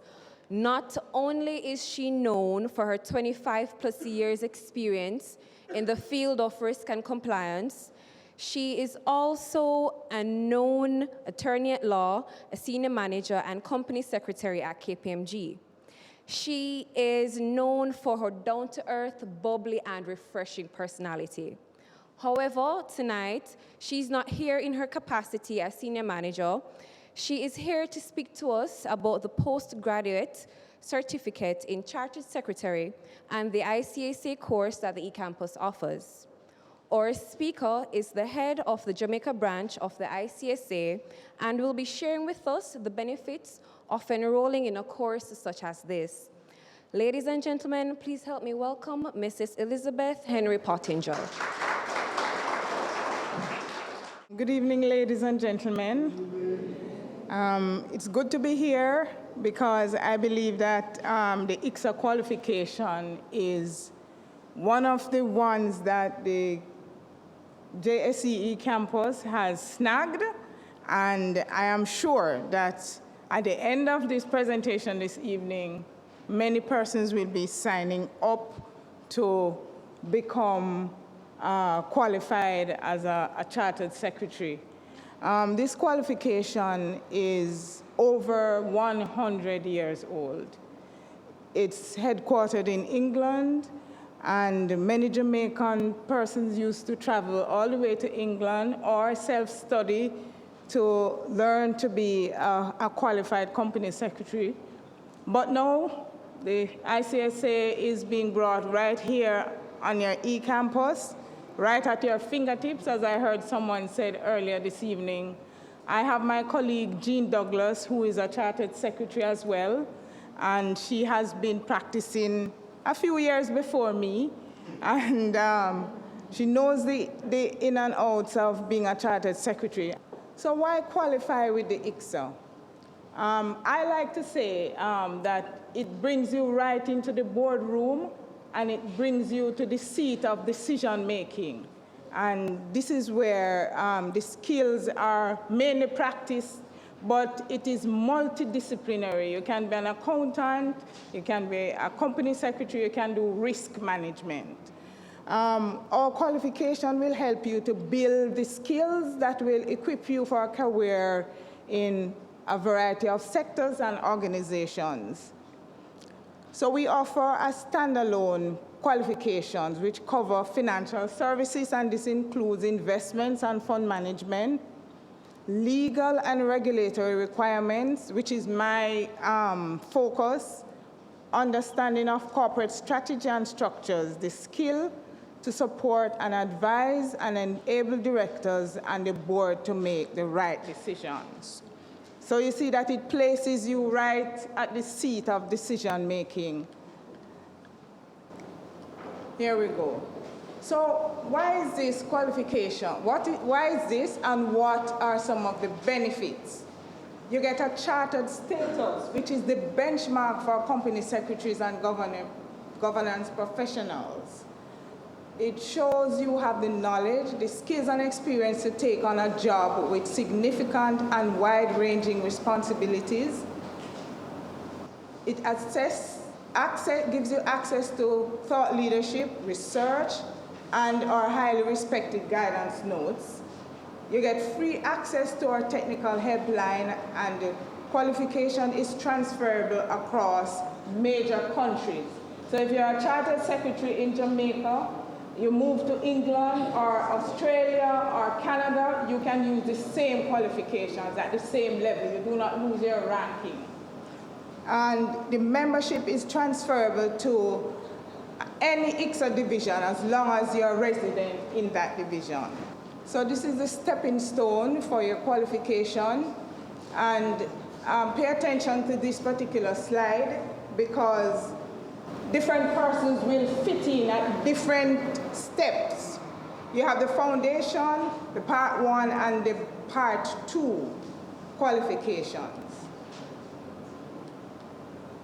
So the foundation program entry, if you hold a degree or a higher national diploma in either law, accounting, business studies, or business management, then you'll be required to sit and pass the foundation level, which is what we just showed you.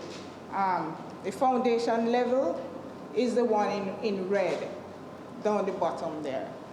So part 1 entry, if you hold any of the following qualifications, you may be eligible to start at part 1. So the HND in law or accounting, HND or degree in business studies or business management, ICSA level 5 diploma in offshore finance and admin, level 5 diploma in finance and administration, or an unrelated degree and have 5 years or more experience in a company secretarial or governance professional role. So the related degree, entry law. These are law graduates holding an approved UK degree in law, and you'll start at part 1 and will be eligible for exemption from the company law module. So if I go back to that presentation, there's a company law. If you have a law degree, you will be exempt from writing the company law section of part 1, but you would skip the foundation level. So if you have a related degree entry in finance, and the graduates holding an approved UK degree in finance will start at part 1 and will be eligible for exemption from the interpretation of financial accounting module. If you have an MBA entry, they will have to review what your MBA was in and give you the relevant exemptions that are applicable. So for the professional entry, lawyers with fewer than 5 years professional experience will start at part 1 and will be eligible for an exemption from the company law module. They may, subject to previous knowledge, qualification, and experience, also be eligible for an exemption from the development of strategy mode. You must be a member of the bar, and the Jamaican bar is acceptable to the ICSA qualification. Professional entry in accounting. Accountants with fewer than 5 years professional experience will start at part 1 and will be eligible for an exemption from the interpretation of financial accounting information module. They may, subject to previous knowledge, qualification, or experience, also be eligible for an exemption in the development of strategy mode. The fees, I think it's comparable to what we have heard earlier. The fees, the program says that you have a registration fee of £77. There's a subscription of £135. To be exempted, though, you have to pay £157 per module. And the exam fee is also £157 per module. And there's a study text per module. And note that the annual subscription fee is payable to maintain your student membership. So it means that in order to even do those 2 papers, the case study and the other paper, you must register as a student of the Institute of Chartered Secretary. The ways to study: tuition provider, which the eCampus is a registered tuition provider, and you will be taken through your paces through the through this eCampus. I don't want to say too much about the other study. You can self-study as well, but I have found that most people who self-study, they have a great difficulty in passing the exam. So I would encourage you to sign up with the eCampus and take advantage of all of the help that you can get. This is a worthwhile qualification, I can tell you. And we have some postgraduate partners, and I think the eCampus, I'm not sure that you're a postgraduate partner as yet, but you are a provider of the services. We have a link that you can find the full list of postgraduate courses and providers. And here are some facts I provided for you. Students must register with both the university and the ICSA prior to completing the course. And your fees vary from that of ICSA, the fees that you pay to the eCampus, and your membership fees are payable directly to the institute. So for the foundation program, which is the red box that we skipped over earlier, there are 4 papers here. Introduction to the business environment, introduction to finance and accounting, and I can tell you that that is not really an introductory course. It is much deeper than an introductory course. Principles of company compliance and administration and introduction to law. What does it involve? This is the foundation course, 15 to 200 learning hours that develop your understanding of the fundamentals, including introduction to the business environment, finance, law, compliance, and admin. There's a 1 closed book 3-hour exam, and it covers all of the 4 modules. It leads to the foundation program certificate at level 4 and the right to continue to study for the qualifying program. So remember that there are 3 levels: the foundation, part 1 and part 2. Some people might be exempted from the foundation in its entirety. Some will be exempted from parts of part 1. Some will be exempted from all of part 1. And some will be exempted from part of the part 2, depending on your years of experience and your qualification. The presentations may be over, but the event isn't quite done. Now let's go mingle.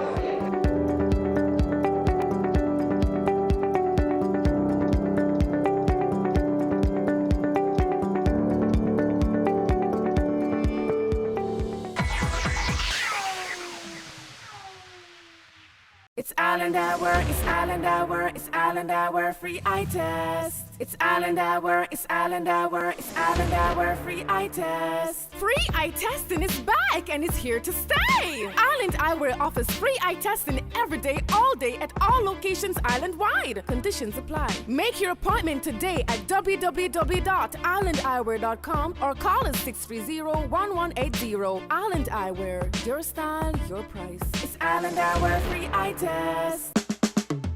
Caring Hands Season 3 continues to effect change in a changing environment. Many of us were raised by grandmothers, right? So, I mean, we know the wisdom that these people have. Going beyond business. The little leaders of today are our leaders of tomorrow. And with the proper education, we'll have very good leadership coming from that. That's Season 3 of Caring Hands, creating change and shaping lives, every Sunday at 5:30 p.m. on Business Access TV. Sundays at 4:30 p.m. It's all about Home Sweet Home. Get your half-hour dose of the business of real estate, from laws and concepts to reality, building, buying, or renting. Or what about trends in decor or renovations? Home Sweet Home will keep you up to date.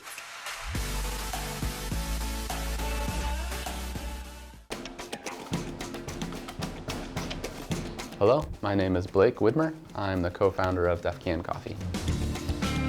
The exposure that we had to the just general community through Business Access TV itself is awesome. It was a big deal for them, you know, having BATV come here, and we were with you guys for probably 4 hours that day. It was a long time. We really appreciate your guys' openness to recognize that, yeah, captions are important. If a deaf person's watching it, how are they gonna understand what's being said? So looking back is just a big boost, encouragement for our team. If you're a business or an organization that wants to have yourselves featured on BATV, or you want to do advertising with BATV, what I would tell them is that you guys listen well and you ask good questions, and that will help, at the end of the day, deliver a really good product for your business too.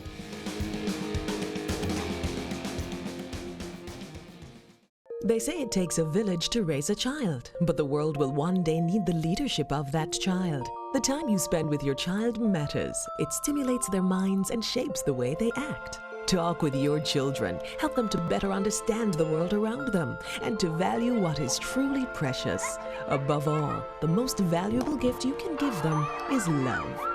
Play, talk, teach, love. Take the time. It makes all the difference. A message from the Parenting Helpline and Ad Council Jamaica.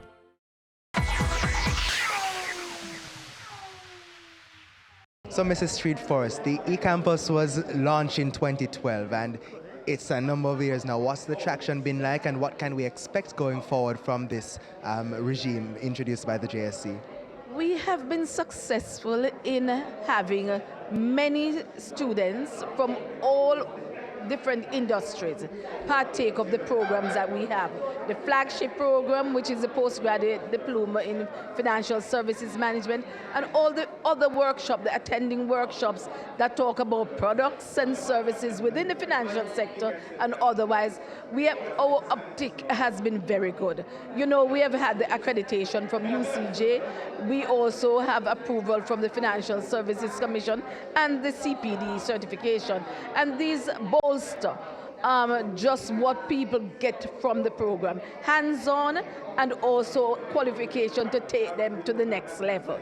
And you know, we are looking at areas such as blockchain technology, digital asset management, digitization of your organization. These are some things that are critical to the success of organizations, and whatever comes within the environment that will lead to a better and more sustainable financial sector, we are there. So these are the programs that we continue to offer, and anything that evolves, we offer those as well.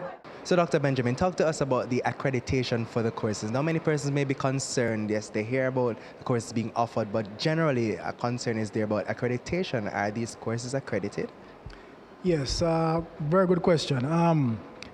I want to first of all give us a sense of what accreditation means.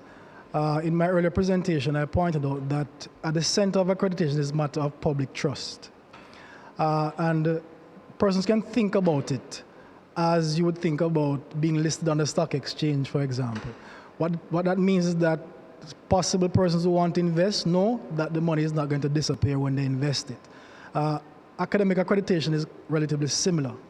The University Council of Jamaica provides a platform and relevant processes and procedures that when a company or when an institution, when a program has been accredited by the University Council of Jamaica, what they're saying is that potential stakeholders, students who might come on board, financiers, matter of fact, you can't get a student loan if you're not going to be going in an accredited program. So you're saying to the person that, look, this is a program that is trustworthy. It is going to add value. It is the kind of program that will be recognized wherever in the world that you go. And so the JSE campus postgraduate diploma in financial services management is one such accredited program. And for persons generally who may be interested in, let's say, pursuing this course, how well does it tie in, or how different is it from any other postgraduate degree, let's say, offered by any other institution? Why is it that I should choose doing this program over any other? Absolutely. No, the program is offered by the Jamaica Stock Exchange eCampus. One of the key mandates of the eCampus from its parent body was to ensure that the providers of financial services in the landscape are well equipped to provide advice, to provide innovative services and products to the market. And in order for this to happen, they had to have a firm understanding of the governance structures of the banking industry, financial services industry, understand international best practices, of course, local best practices, and so on. And we ensure that all our graduates, when they leave the program, through having done the 14 courses, there are about 17 outcomes we have put there. I can't remember all of them off the top of my head. But among them are the essentials to be able to advise and to develop and implement products, both financial products, as well as to provide advice to potential clients as to how to invest their own money. Yes. So you're saying, of course, by all means, it's the best program to choose to do. It is the best program because it is customized for the Jamaican context. And even if somebody has another degree, they would probably study a lot of theories, and it's not that we don't do theory work in the postgraduate diploma in financial services management, but that we are looking at it more as an occupational and an applied degree, so that it is more practical, it's more hands-on, it's more oriented towards being able to respond to the needs of the Jamaican local context. So, Mr. Parks, the Jamaica Stock Exchange's eCampus has a wide range of courses offered. Tell us a bit about these programs. Sure. Well, our flagship program is our postgraduate diploma in financial services management. We have a suite of other postgraduate certificates that are offered, including we have the compliance and information governance, we have the financial planning and wealth management, we have the brokerage operations, and many others that are specialized to the different sector. So because we cater to the financial services sector, we have persons who need more enhanced training for security brokers, banking, insurance, and any other entity that offers financial services in general. But we also offer a suite of workshops that are specifically designed to enhance the learning outcomes, to ensure that persons can become a more enhanced desk-ready operant. That is, we highlight gaps that might be there in the marketplace in terms of from an HR perspective, and also persons who are interested in upgrading their skill, because we are CPD certified, which is a continued professional development certification that comes through London, England, and we ensure that everything that we offer are at the highest level to enable all of our participants to be desk-ready operant, or to be a desk-ready operant, and bring an immediacy in terms of the know-how right to their desk for the benefit of the organizations as a whole. Now, I know your focus is on strengthening persons in the financial sector, but are there any plans to also offer courses for persons who may not necessarily have a degree now, but may be interested in learning about becoming financially savvy and strengthening their wherewithal as it relates to financial education? Well, sure. We offer the Jamaica Online Securities course, which is a minimum entry-level requirement for persons who require the basic knowledge. So we cater to varying personnel from that perspective. So persons who require to be licensed by the Financial Services Commission. The Jamaica Online Securities course that we offer is the minimum qualification that the FSC would assess in order to license you to give professional advice. We have persons who gravitate to that program, not necessarily because they want to give advice, but they want to have a better understanding in order to navigate the financial markets as a whole, to ensure that their whole financial health can be enhanced. So you've basically gotten the best of both worlds, a platform where information is shared and another where it's discussed. I'm Javon Keys, I've been your host, and thanks to you for staying tuned to the Jamaica Stock Exchange's eCampus Open House and Corporate Mingle. And thanks to the Jamaica Stock Exchange for having such an event where they're showcasing the offerings of their eCampus. Thanks for staying with us. Pleasant viewing.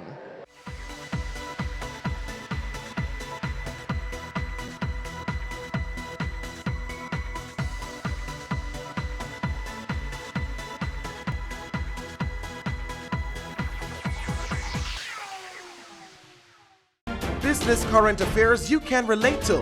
Frank, credible discussion. On point, dissecting the issues. Offering solutions to Jamaica's challenges. On Point, Thursdays at 8 p.m.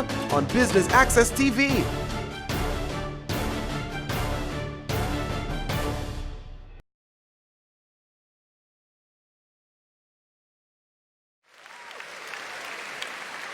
I do have a dream, and I know you have a dream, that we can make Jamaica the place of choice for you to choose to live, to work, to do business.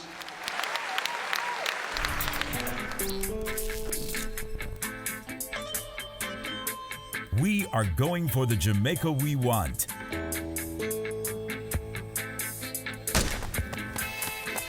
Making steady progress to achieve the Sustainable Development Goals in our National Development Plan. Vision 2030 Jamaica.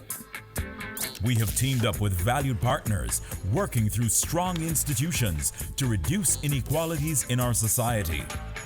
We commit to being responsible in our production and consumption, ensuring we build sustainable communities in harmony with nature.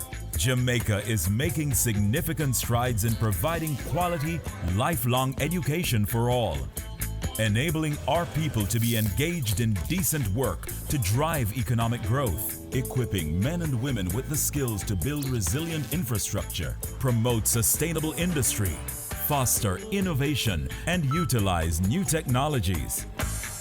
Urgent action is being taken to manage natural resources responsibly, protecting clean water sources, ensuring access to water and sanitation for all, diversifying to alternative energy sources, conserving our environment and sustaining life below water and on land. Jamaica is making moves to ensure healthy lifestyles for the well-being of our people. We're promoting sustainable agriculture to achieve food security, improve nutrition, and end extreme hunger, putting in the work to end poverty in all its forms. We're on track in achieving our sustainable development goals through realizing our Vision 2030 Jamaica. We will leave no one behind. And I'm chilling right now, cause we're winning right now.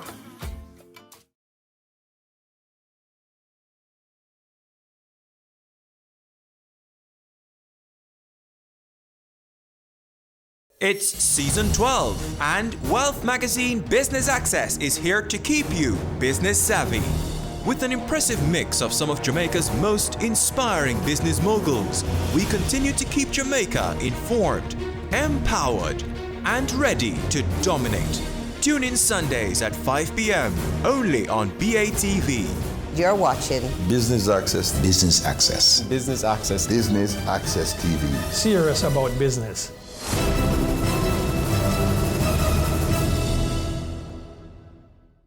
Your business matters. Business Access TV offers you the most innovative and effective advertising solution for your business, specializing in B2B sales, cost-effective solutions. The customer, the size and nature of your company, your business matters. Call us at 876-291-6233 or 876-376-4225. Email sales@batvja.com.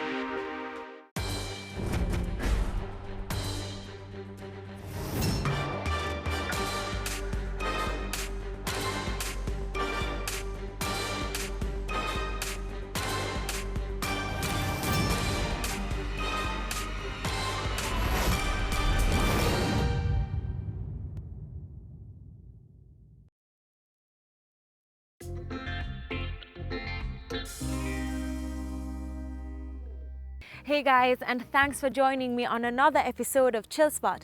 Today we'll be hanging out with Sherida Dujon. She's the Vice President of Administration at Thwaites Vincent Sharp Insurance Brokers.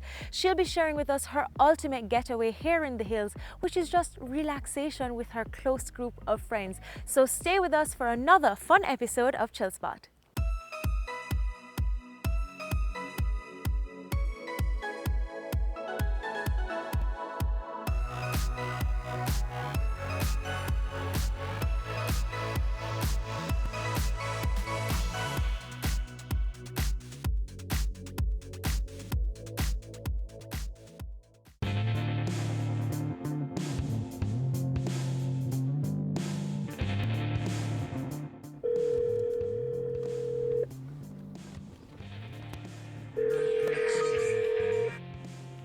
Hello. Hi Sherida, this is Candy. Hi Candy. How are you, honey? I'm well. I just wanted to know, I know we're going somewhere that may be far. I want to know the directions or where we should meet you. Meet me at Sovereign. At Meet me Sovereign. at Sovereign for Okay. 11? Yeah. Okay, that's perfect. That's 11. And then you can drive behind me. That's all right? perfect. Thank you so much. See you soon. Okay, love. See you later. Okay, bye.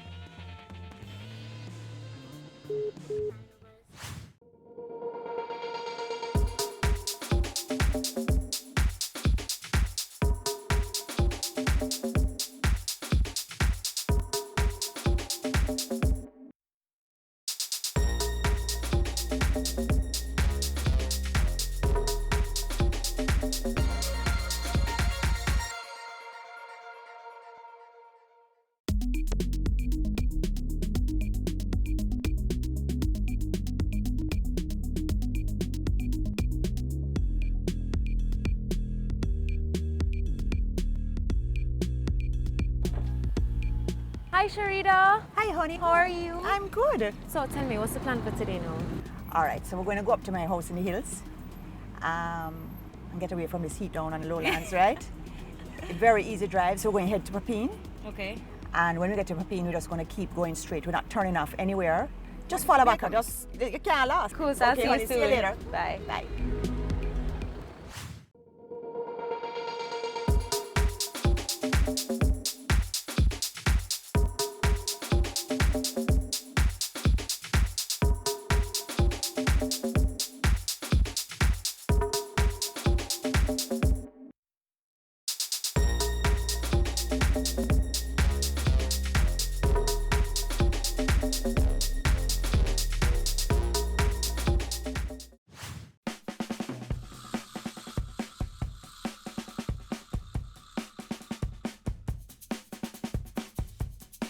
I'm already loving being up here. How often do you get to come up here?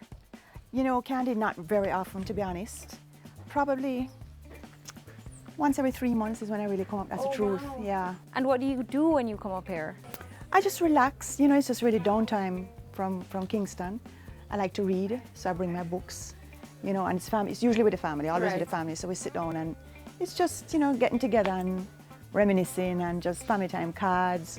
You know, we'd turn on the fireplace at night and just downtime. relax. Really, yeah, chill. It's just such a. Decompress. It's like you're driving in and you come to an oasis. I know, you don't expect to see yes. this when you hit that corner and this is right there in front It's of you. just so beautiful, I must tell you.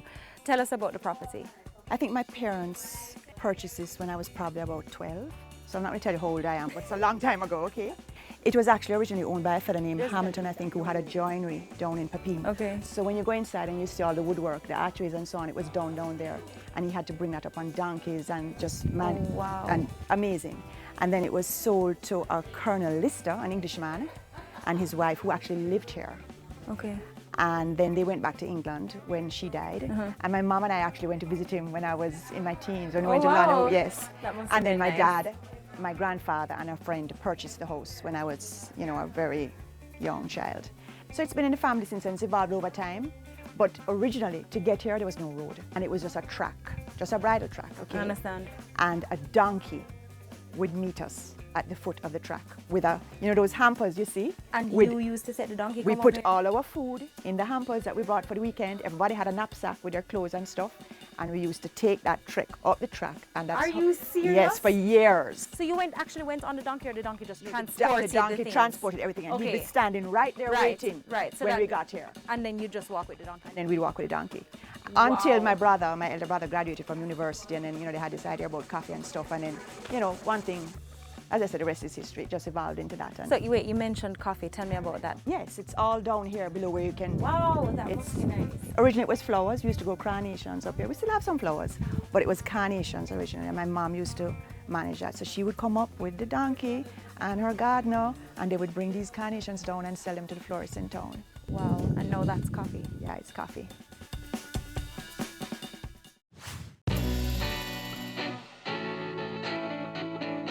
So what do you have planned for us for today? Well, you know, since the drive was a little bit, you know, winding, we probably can have a little coffee or a little wine or whatever you feel like. We can sit down and chill for a little bit, and then we'll have some lunch and, you know, just shoot the breeze. All right, How sounds does like that a plan. sound? And I'm excited to see what's inside. Oh, well, let's go. Come right in, my friends are here, and you can meet them.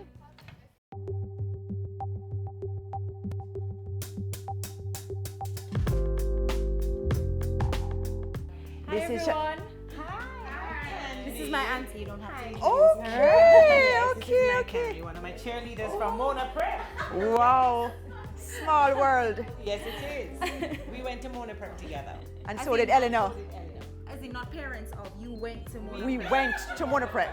And we were not in the first year, okay? Not the first cohort. No. Okay, so this is Sonia Hi. Nice to meet you. and Carl.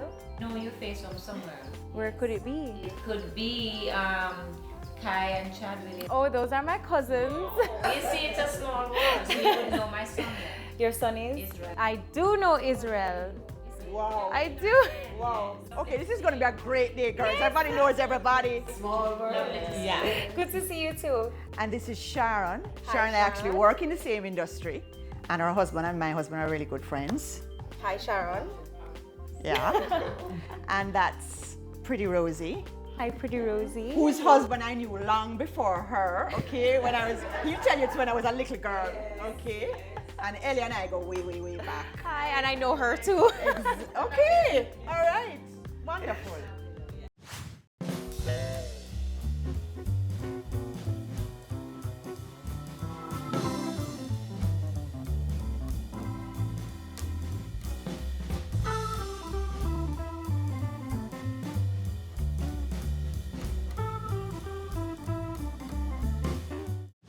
Coming up, and I want to get you guys involved. Tell me a little bit about Sherda. How would you describe her? I would describe her as OCD. Love her to death. She's a girl just of my own heart. She did mention she was a perfectionist. Oh, yes. Yeah. You know, is that what you're really trying to I'm 36. I'm a husband, a manager, and still very good looking. In 2 hours, I have the most important meeting of my life. But first, it's time to play.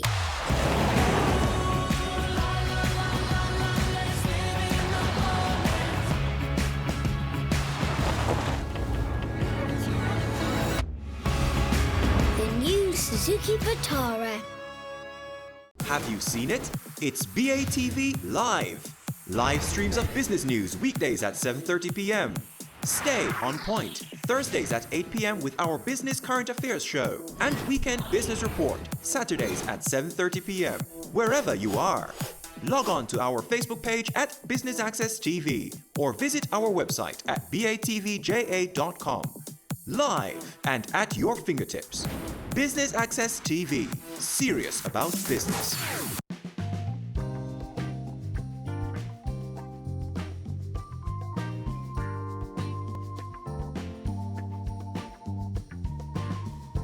I'm so hungry, Yes. Candy, honestly, you know. I'd really pre-prepared most of the stuff. Right. Because I knew we weren't going to come up here until about midday.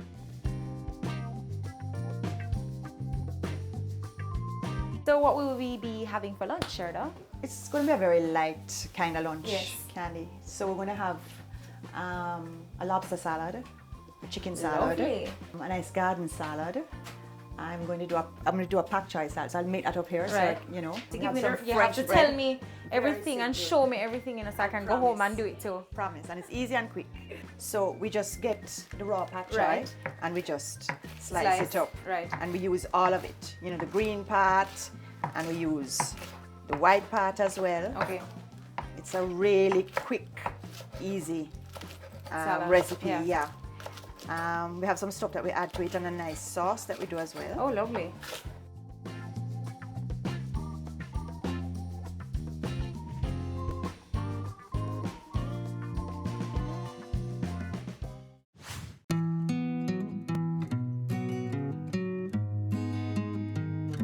Are you a big kitchen person? Do you like to cook? Stop.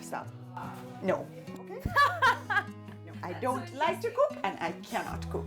Okay? I don't believe No, you. I swear to you, I can't. There are a couple of things that I can do well, but they're few and far between. Right. And I think it's just part of my personality where if I can't do something perfectly, I don't want to do it. It's not a good thing because then Right. you don't, you know. You don't get to do a lot of the Exactly. things, right? And I'm a foodie. You'd never believe it. Looking at me. You know, some people eat to live. Right. I live to eat.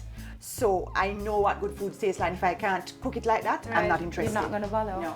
Well, I'm excited to taste the food. So even just this little pak choi is getting me very hungry. All right. So I'm ready for the salad. Okay, so let's put it together. So we have all our pak choi cut up here now, Right. Candy. So this dressing that I made before I came up consists of, what is it again now? Soy sauce, red wine vinegar. Miss can't cook. Well, I just write it down and follow the recipe. A little sugar. And then this is ramen noodles. You know that? What? Yes, that it comes with like a Yes, shrimp flavor. yes, right. and the chicken So you just flavor. take out the flavors. I use the chicken one. Right. And almonds, okay? So you just melt a little butter with some sugar and then you put this in a frying pan and just toss it till it gets brown. Wow. And then when it cools, you just crush it up. Okay, so that's Wow. all. And we're just gonna mix this up now. Okay.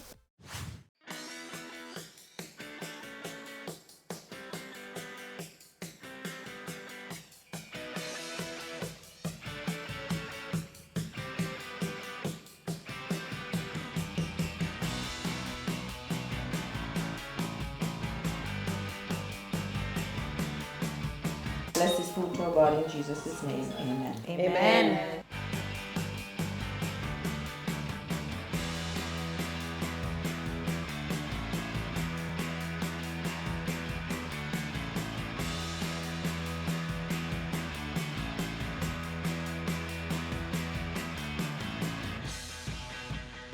First, thank you so much for joining me today. I really appreciate it. And I hope that you're having a wonderful time. Here. Here's to another 50. Thank you. Eyes. Eyes.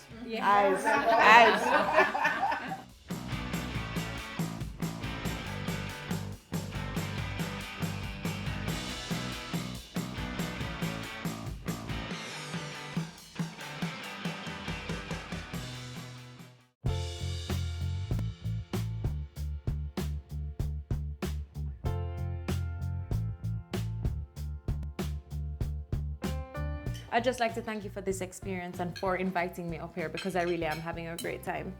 I'm so happy, and especially since you told me you've never been up here No, before. I've never. I'm always happy to share it with people who can appreciate, you know, this type of atmosphere. And the serenity. Because it's not everybody's thing. It's some people like the beach. It's not everybody's thing. So I'm happy to have you. Yes, thank you very much. And I want to get you guys involved. Tell me a little bit about Sherda. How would you describe her? Very organized and selfless, I think I would say. I would describe her as OCD. Love her to death. She's a girl just of my own heart because we're OCD alike. She did mention she was a perfectionist. Oh, yes. Yeah. Is that what you're really trying to say? I just check it. Persnickety? And I'll be anal too, but that's why we work along. Okay. We work together on boards and stuff together. And we're no-nonsense people. She's a no-nonsense girl. A Right. beautiful person. Give up all of her heart, but trust me, let me tell you though, no nonsense and very detailed. What else would you guys say you like to do together? We're from house to house. I mean, that's the whole Topsy stage has passed, okay? The clubbing has passed. So we kind of move from house to house, and it's dinners. We do a lot of weekends together in the country. Long weekends if there's... Sharon has a house at Richmond, so we're always down there. Sharon likes the beach. Yeah. Right? Yeah. And don't forget dancing. Oh, yeah, man, we love to dance. Yeah. Yeah, man. Loves to dance. I love to dance. So much fun. We've done a lot of dancing right up here on that front. Wow. And then there's just, you know, TGIF. And once a week is always get together and have a glass of wine and shoot the breeze. And yeah, man. Yeah. We just gotta come and say, okay, I've got to drink this evening. What you doing? We need to meet. You guys remind me a lot of my friends and what we aspire to be. We're very, very close, and we get together once a week, and we always say we have to do something every Friday night. I mean, some Friday nights we can't, but as best as we can, we try to maintain our friendship. And it's not a lot of party and things. No. It's just company. It's just good company. That's it. Girls need girls. I definitely agree with that. For sure.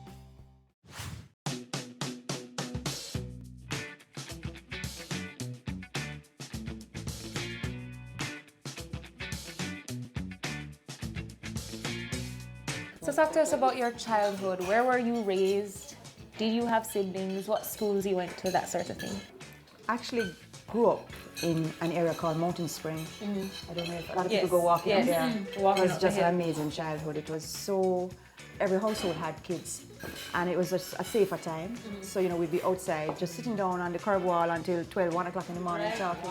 You know, riding bicycles up and down, sliding down the gully side on our bottom, and, you know, hiking up to Jackson. It was just wonderful. And I went to Mona prep school, and then I went on to St. Hugh's. My mom was a nurse and she worked at Natal Hospital, so it was very close. I could just walk across, so that's why we chose that. I really wanted to be a St. Andrew girl. You know, I was a St. Andrew wannabe because all my friends went there, but you know, it just logistically didn't make sense. And from there I went to Alpha Business College.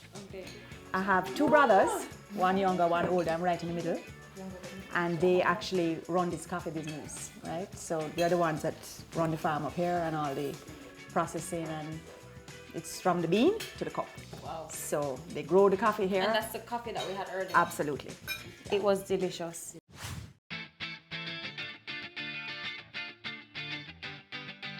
You mentioned going to, was it business school? Alpha Business College. Right. Why did you choose to pursue business? Well, it's not really business per se. Right. It was really Alpha Commercial College. But that's a little before your time. I was just about to say, what is a commercial college? They teach you shorthand and typewriting and principles of business. Typewriting. Yes, yes.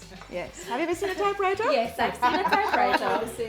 But what really happened was that I was going to do languages. I was going to do German and Spanish after I finished my O levels. So I went into lower 6 and I didn't have a German teacher for a whole term. And I was like, this is crazy. So hold on, they were teaching German in Jamaica? Yeah. And you know, when you're doing A levels, you're not exactly doing 9 subjects. Right. So I'm just kind of idling here. And I'm like, this isn't going to work out. So a very close friend of mine from high school had left after 5th form and gone to Alpha Business College. So she was a term ahead of me. And then she called me and she said, why don't come? You know, and I said, why not? You know, shorthand and typing is something I'll always be able to use no matter what I do. So since I don't know what I want to do, let me go do that. So that's how I ended up at Alpha Business College. And actually a term before I graduated, the same friend who had graduated a term before me called to say that she was working at this insurance brokerage and there was an opening there. Why didn't I come and, you know, try out for the position? And I did, and that's how I ended up in insurance. Wow. Yeah. So I really started out as a secretary. And You kind of worked your way up. Yeah. And you mentioned having 2 brothers. What are they like? They're very different. My younger brother is very, very outgoing and a real people person. You know, he's the kind of guy that if he's talking to you, you feel like you're the only person in the world. He's like that, just really social and very protective. My older brother is a lot more reserved. Wouldn't you say, guys? Yeah. He never used to be like that. But since he's been married, they both have 2 kids each. He's just really become a homebody. But they're great guys and they really look out for me. It's a nice, close family, you know?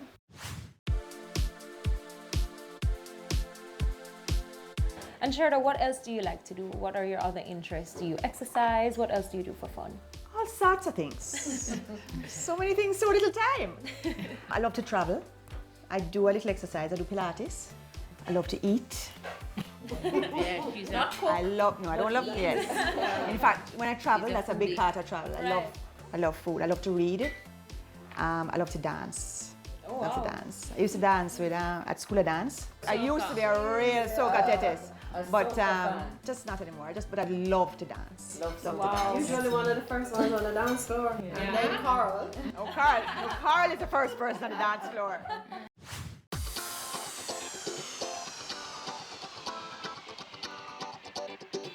Well, Sherda, thank you so much for lunch. It was delicious. I think everybody can agree that the food was good. I'm Yes, full, your man. pak choy salad was delicious. My pak choy salad. Good one. But it was delicious. You helped make it, right? Yeah, she can talk now. You can? She's mad.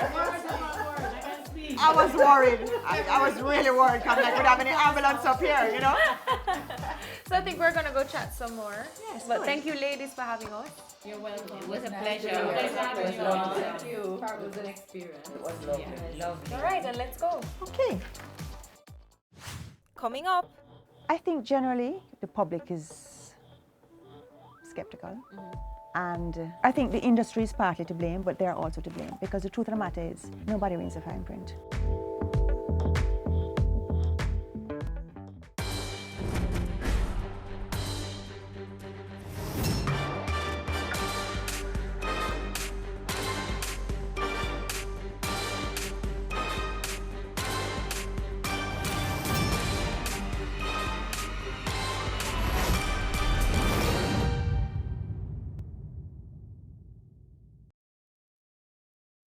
Business current affairs you can relate to. Frank, credible discussion. On point, dissecting the issues. Offering solutions to Jamaica's challenges. On Point, Thursdays at 8 p.m. on Business Access TV.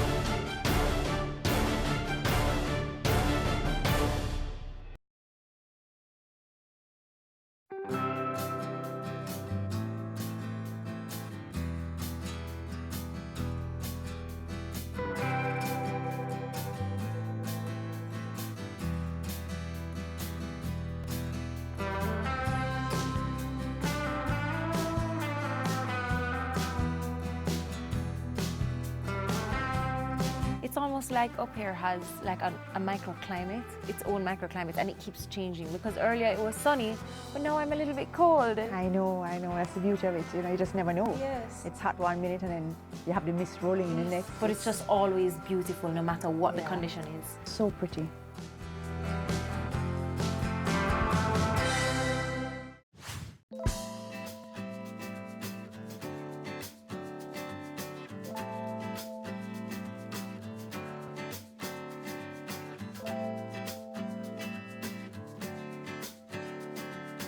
So now we want to talk about the professional side of you. You are the vice president. Tell us what your job entails. My responsibilities really are administration.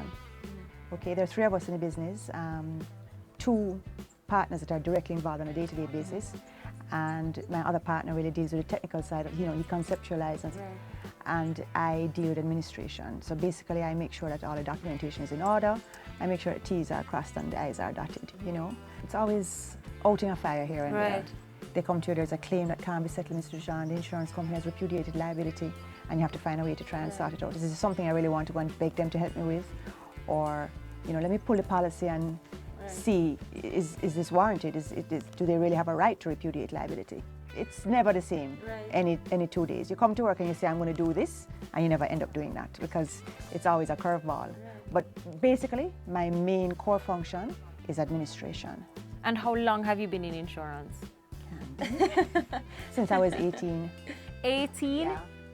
So it's the only thing you've ever done professionally? Only thing I've ever done. I worked at another brokerage, and then one of my partners was leaving. He just had been approached by my other partner who knows nothing about insurance. He was just interested in trying something else. And somebody recommended Brett to him.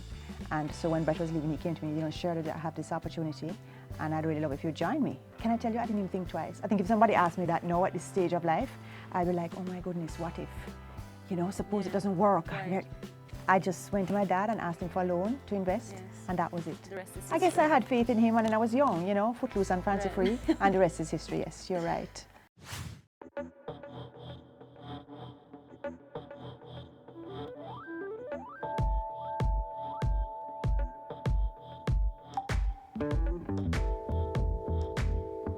Why is insurance and what you do so important? Well, insurance basically is a transfer of risk. And so what you are doing when you insure is transferring that risk to the insurance company. And essentially what I do is I sell a claim. It's an intangible product, nobody can see it. And as a result, a lot of people are skeptical about it because you never really see the value of it until you have a claim. But the truth of the matter is that when you have a claim, it's very traumatic because it means that your house is either burnt down, which honestly, I think besides hearing that you've been diagnosed with a terminal illness, that has to just see everything go up in flames is just horrible. Or your car has been I can't even imagine that. Your car has been stolen, your business has been broken into, it's just a very traumatic time. You don't have your car now, so you can't get your kids to school, you can't get to work on time. So it's important. Or whether it's health insurance, because you need that to be able to, fund your medical bills and so on. So that answers the question in terms of why is it important. I think generally the public is skeptical. And I think the industry is partly to blame, but they're also to blame because the truth of the matter is nobody reads the fine print. If I asked you if you've read your motor policy, I'm sure you're going to tell me no. Nobody reads it. And so when you have a claim, it's a big surprise. And so I think it's very important that people's expectations are realistic, and it's something that I try to preach in my office. When somebody comes with a claim, you have to let them know from day one what to expect. And when you're selling that policy, it's important for them also to know, there's going to be a deductible, there's an average clause. You have to let them know what is going to happen in the event of a claim. So I think to some extent, a lot of people are not receptive because they always feel that, they get gypped when they have a claim. But the truth of the matter is they didn't take the time to listen and they didn't read the policy. And on our part too, I guess sometimes we don't stop to explain it, which is why it's a good thing to have a broker, which is what I do. I'm an insurance brokerage, because the whole idea is that you're giving that personalized service and you're there to, you're going to a big department store. There are people to help you. But, my brokerage is kind of like, I like to describe it as a boutique broker. When you come in, it's personalized. Because when you go into a boutique, people are running around helping you. Yeah, so it's important to explain exactly what to expect.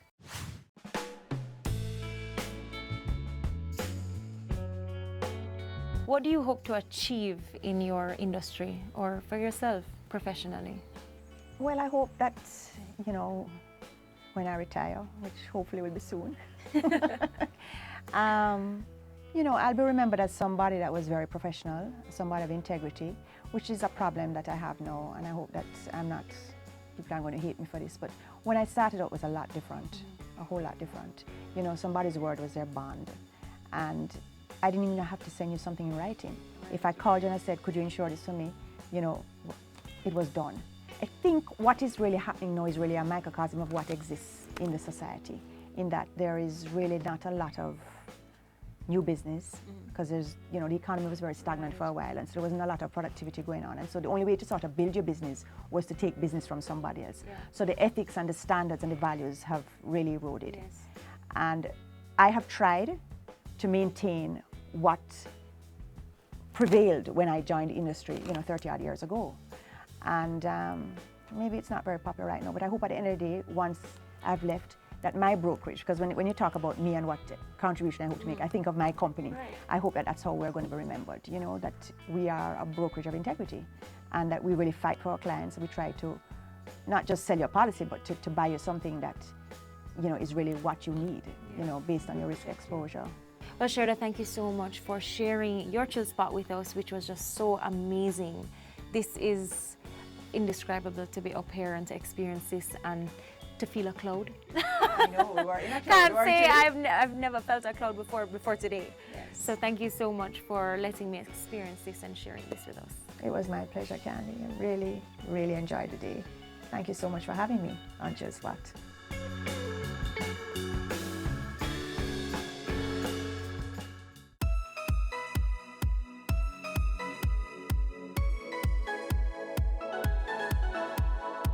We've come to the end of another episode of Chill Spot, where we got to know more about Sherda Dujan, Vice President of Administration at Thwaites Finson Sharp Insurance Brokers. Sherda told us all about her 9 to 5 and what she does to escape it all.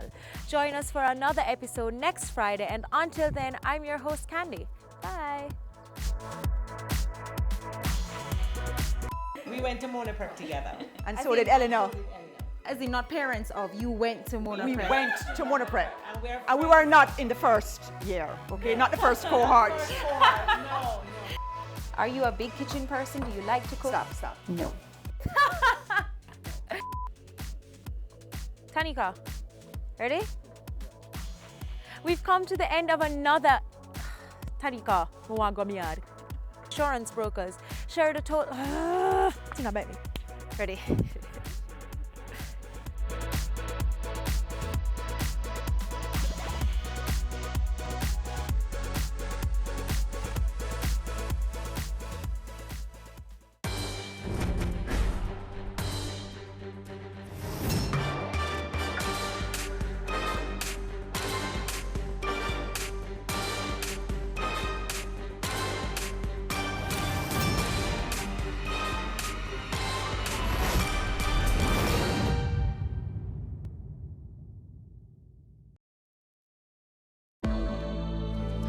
This week on The Good Life, we visit the pain clinic where one Oriental doctor has used his experience with pain to develop a well-integrated approach to help his patients. Back pain, knee pain, anyone? Stick with us.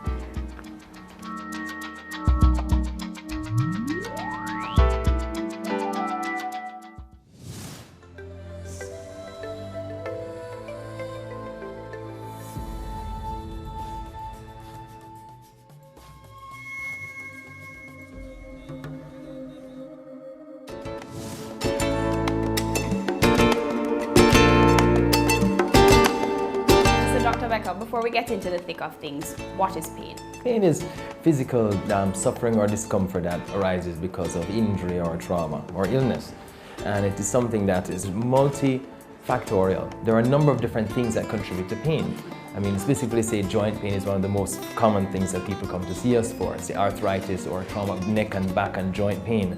And it really happens if you think of it because joints are slow tissues, they don't get much blood supply, and so once they're injured, they don't tend to get better very easily. So things like aging and wear and tear, or traumas and accidents and falls, or as we know, all of our little illnesses that have happened recently, the viruses like chickpea and Zika and so on, they all dengue, West Nile virus, they all target joints and damage them and make them hurt even more. And so joints are a really good example of what happens to us really as we get older. So basically, we need to be getting older less quickly. We need to help these tissues to recover, not just to treat the pain, but to actually help to speed healing. So it's not just that your back is hurting you, but your back needs to get better. So we not just treat the pain, but we treat the underlying causes of injury to tissues over time, which makes the multimodal approach of a place like the pain clinic what is happening in the world now in effective treatment of pain.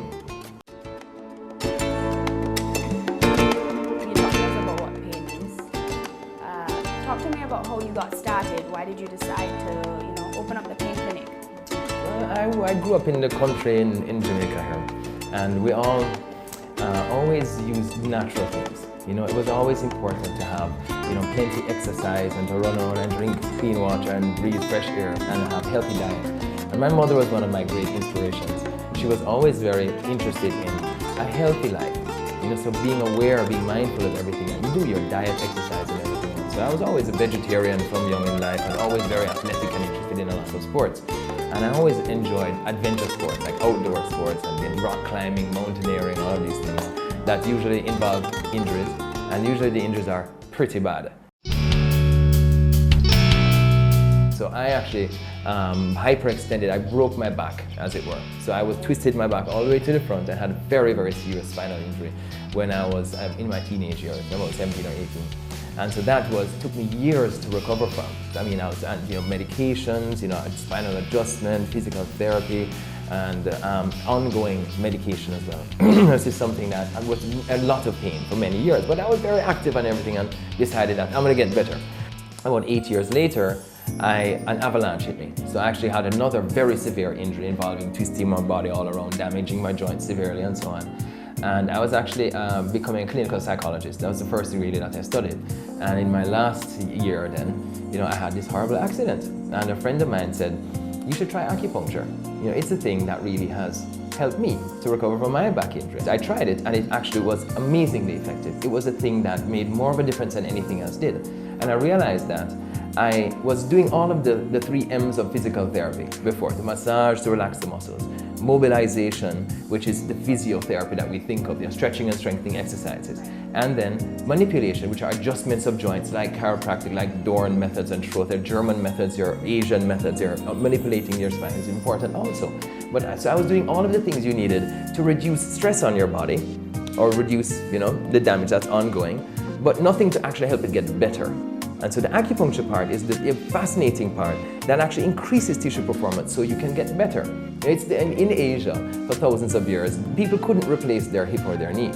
They had to get better. And so the performance of your tissues had to increase. And so that is why 1/5 of the world's population uses acupuncture on a regular basis, because it will allow your body to heal and allow everything to increase its quality of functioning. Everything will work better and specific injuries will get better more quickly. Another 1/5 of the world's population uses turmeric and ginger and anti-inflammatory herbs. So again, we have a regular use of things that help to keep our quality of health better.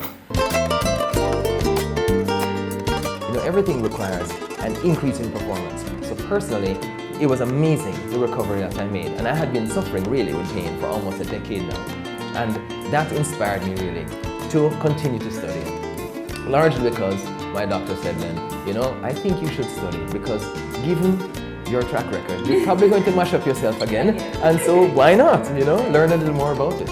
So then it became, again, I studied then naturopathic medicine and then oriental medicine, which have complete approaches. So they're not these isolated approaches of one therapy.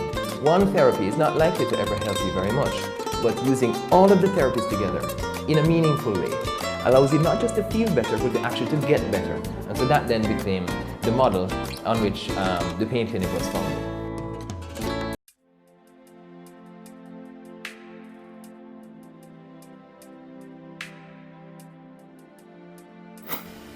My name is Beverly Newman, and I've been coming to Dr. Becker's pain clinic for several years, maybe as long as 10 years. And I can certainly recommend it to anyone who is having pain problems or problems with depression, or many other medical problems. My problem is mainly with my back. I started off with having terrible pain going down my leg, and I reached a stage where the doctors told me that I would have to be in a wheelchair or have surgery. So I had surgery and it was successful. I can walk, but now that I'm getting older, I have a lot of pain in my lower back, and Dr. Becker is able to help me with that. He also has a lot of his own herbal preparations, which are excellent. I get the one for pain, which has a lot of cayenne pepper in it. And I get my back rubbed every night, and I certainly can recommend it. I come for acupuncture, and I try to come once a week. I'd love to come more often, but it's just it's just too expensive. But once a week is a real big help.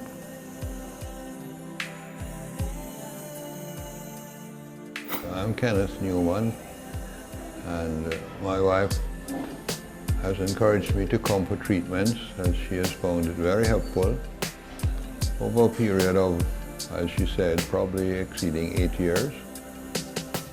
And I have about one treatment per month, unless of course I feel the need for it.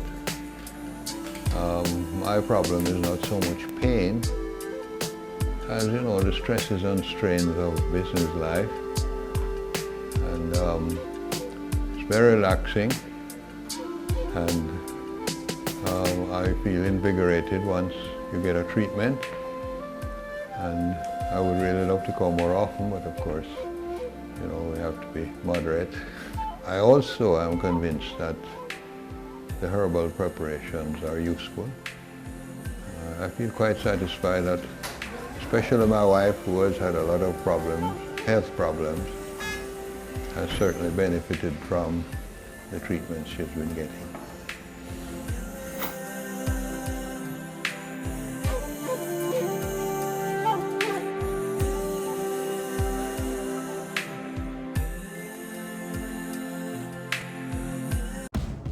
I'm 36. I'm a husband, a manager, and still very good looking. In 2 hours, I have the most important meeting of my life. But first, it's time to play.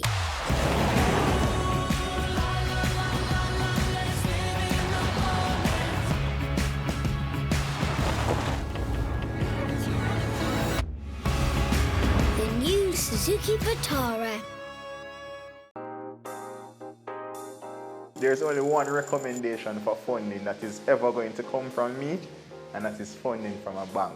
This is the cost to build, and it includes every nail and screw for the building. Our motto is building communities, building a nation. Get in the know with the world of real estate with Business Access TV's Home Sweet Home, Sundays at 4:30 p.m.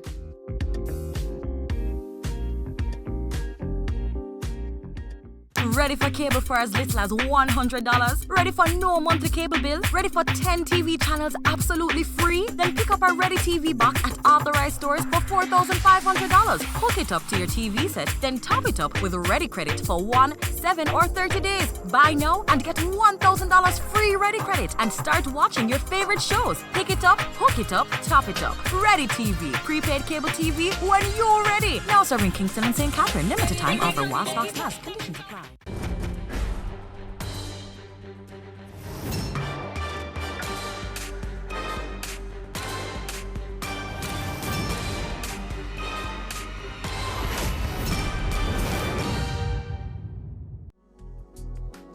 Welcome back to The Good Life.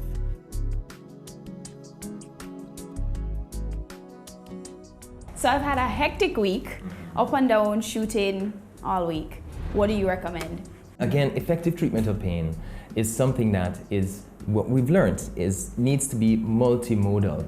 Because pain is this multifactorial thing, all these different things contribute to pain, from aging and wear and tear to traumas or falls or heavy days, psychological stress, physical stress. And so we need to have multimodal treatment. We need to have all of the things that work, not just one or two treatments. Again, this is what effective treatment is all about, and which is why the pain clinic's approach and our model is really what the industry's leading model is right now. So most people, for example, with your long and busy days, have a lot of neck and back pain and tension, right? So that's something that we would do, first of all, for example, massage to relax the muscles in the area. And there are very intensive massage techniques and soft tissue techniques that are, say, deep tissue sculpting or myofascial release and so on, that are very intensive massages that don't hurt but are very intensive. Something like acupuncture will come along as well too, to help to increase tissue performance, to speed healing and relax you and bring more blood supply to the tissues.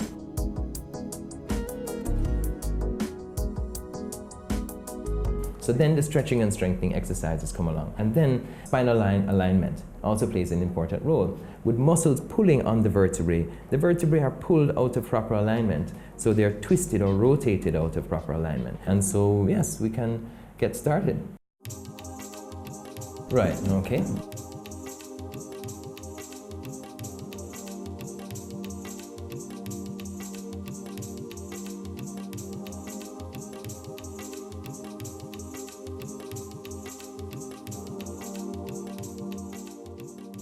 So typically when we start off with relaxing your muscles, right? So lying down on a heating pad like this helps your muscles to relax.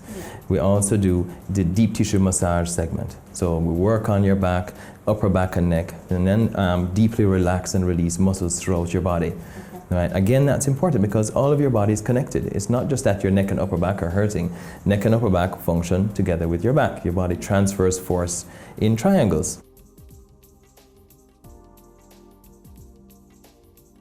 At this point, but not wipe it, okay?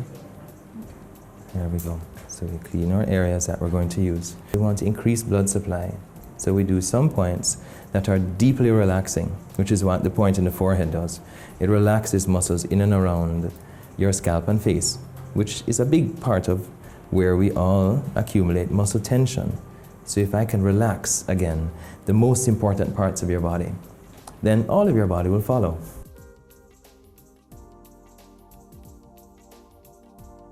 Acupuncture is a 3-year to 5-year course of study.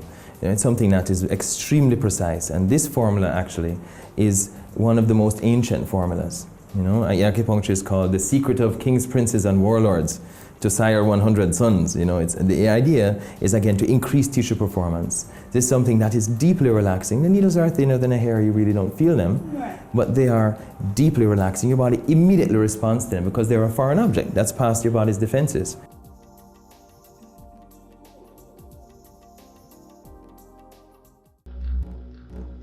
Okay, so as we look at, as part of our treatments, we always do step by step moving through the different treatments, right? And you do either with me or other therapists, and we work together. Now, if you notice here, so we would have done our massage part already, right? So now we want to do, having relaxed the muscles and also brought more blood supply to the tendons and joints and ligaments, everything becomes more elastic, so everything moves more freely and with less pain, right? So we want to then move on to our physical therapy and our adjustment routine.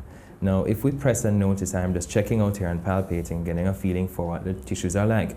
And I notice that this tendon is desiccated, it's dried and strained basically. It sounds terrible, huh? From usually too much muscle tension. So if your muscles are too tight too much of the time, they're pulling on the tendons, right? And things that are, you know, if you pull, it'll flatten it out and it'll lose a lot of its lubrication, as it were, blood from the tissue, and it desiccates, it dries, and dry things tear more easily than wet things, right, which tend to stretch more easily. So we want to relax these muscles here, right? If we don't relax the muscles and we adjust you, you'll just pull it right back out again. It's usually because the muscles are so tight that something gets pulled out of alignment, right? So we need to not just align you and send you home, then it's just going to fall out again. That's wasting your time. And we need to deeply relax everything and help to make sure that you follow up on the alignment with stretching exercises that reduce that muscle tension, and so it doesn't build up and pull it right back out again, right? So we want to stretch you like a clock. And we're going to stretch these long muscles and these diagonal ones, your levator scapular muscles. This is the one that's hurt more for you, and then your traps on top. So like a clock, you lean over, there we go, and push gently and relax and let it fall. And we do that usually 4 times, and then hold it for 2 breaths. And then like a clock, we move from 9 o'clock to 10:30. So you move from one position to the next like a clock. Then you push up and release. There we go. Felt that release? That's what we want there. And relax down.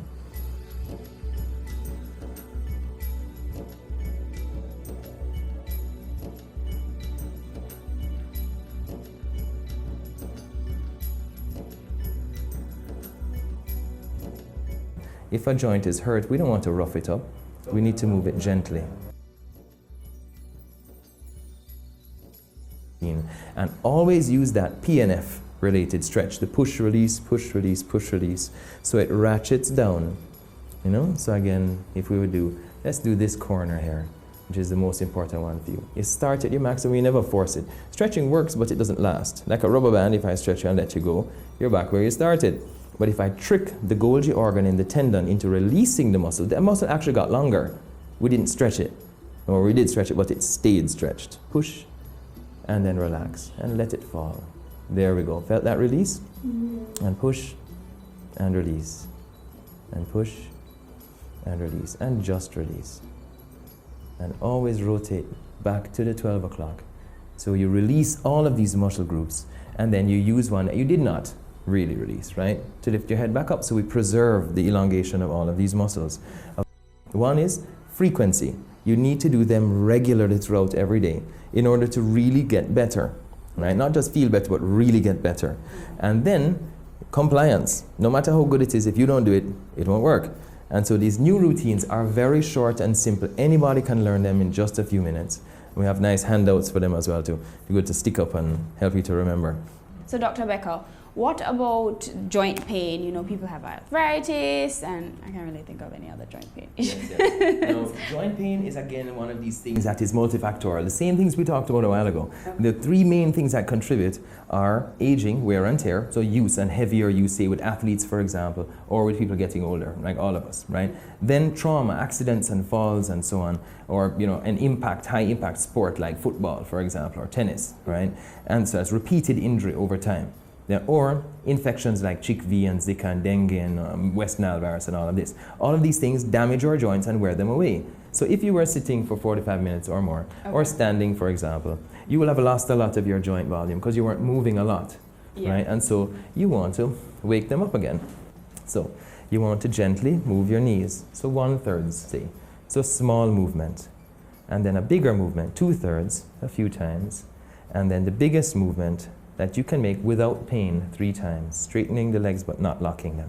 Okay. So 3 times, and then go back to little movements. Now these small movements gently activate, say bring more blood supply, synovial fluid, everything into your joints. You'll hear them crack and pop sometimes. And that's because their volume is increasing, but gently, not by some dramatic technique, right? Yeah. Gently increasing the volume of the joints so that they work better and feel better and are capable now of accepting your body weight when you stand up. Right. So if you notice, this is what children do when they sit down. They're swinging their legs. That's so they are maintaining the volume of the joint so that they can get up and go. So Dr. Becker, if the routines are so quick and easy, why aren't more people, you know, practicing them? Well, again, if we look at systems of healthcare, so our healthcare system has really become a sick care system. You don't go to the doctor when you're sick, right? In these ancient systems, they needed healthcare. They needed people to stay healthy because they didn't have surgery the way we have them, or pharmaceutical drugs to help them when they were really badly hurt. You had to stay healthy. And so our systems now, healthcare systems in the world, in Europe, for example, you know, have noticed this and are incorporating a lot more of these techniques so that you can have them every day, have access to them every day. Doing these simple exercises reduce muscle tension, reduce stress, keep your joints healthy and pain-free and functioning well, and they're so simple that of course, everybody should be doing them. All doctors should be recommending them. But again, you know, pharmaceutical companies write our textbooks. And you have all these little tools that you can use repeatedly throughout the day, like you doing all of your standing and so on. Good to take a break, 2.5-minute break.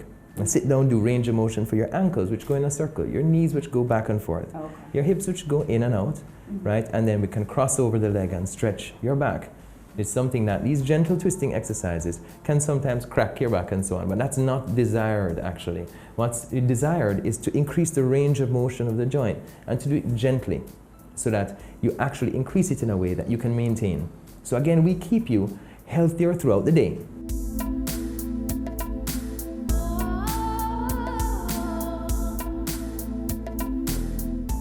Your business matters. Business Access TV offers you the most innovative and effective advertising solution for your business, specializing in B2B sales, cost-effective solutions, the customers you want, the repetition you need, no matter the size and nature future of your company, your business matters. Call us at 876-291-6233 or 876-376-4225. Email sales@batvja.com. Have you seen it? It's BATV Live. Live streams of business news weekdays at 7:30 p.m. Stay on point Thursdays at 8 p.m. with our Business Current Affairs show and Weekend Business Report Saturdays at 7:30 p.m. wherever you are. Log on to our Facebook page at Business Access TV or visit our website at batvja.com. Live and at your fingertips. Business Access TV. Serious about business.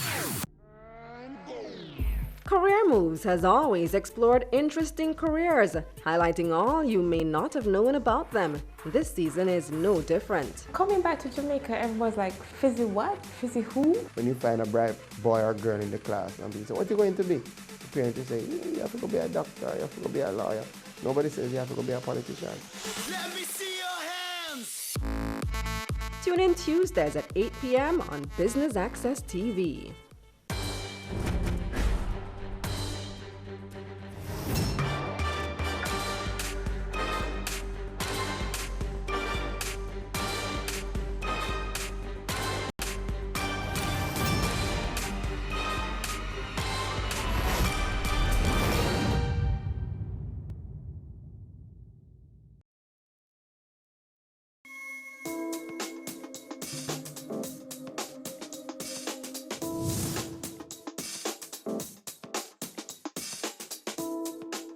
So we're wrapping up our day here at the pain clinic. I did my joint alignment, my stretching exercises, and of course acupuncture. But Dr. Becker, what else does the pain clinic offer that makes it so special? The pain clinic's model is actually now an industry-leading model. This is the most modern approach that we have, the most effective by far approach that we have to treating pain. And it actually is interesting because it comes out of one of the most ancient approaches. And so we are all getting older and needing to do all of these things more and more now. And so it is much more effective, if you can learn to do as much as you can. So you can come somewhere that in one place doesn't just give you one treatment. In one place we give you all of the treatments that you need from right along, from nutrition. So we assess your nutrition, your dietary recommendations, your dietary needs. We have supplementation that we talk about as well. We evaluate you as far as medical health or so on. We have doctors that work with us too, right? That are regular medical doctors and surgeons, right? So no matter what kind of care you need, the pain clinic has everything for you in one place so that you have a completely well-integrated program that is tailored exactly to your needs. So all of the therapies are available here in a way that we can tailor it to exactly what you need in one place.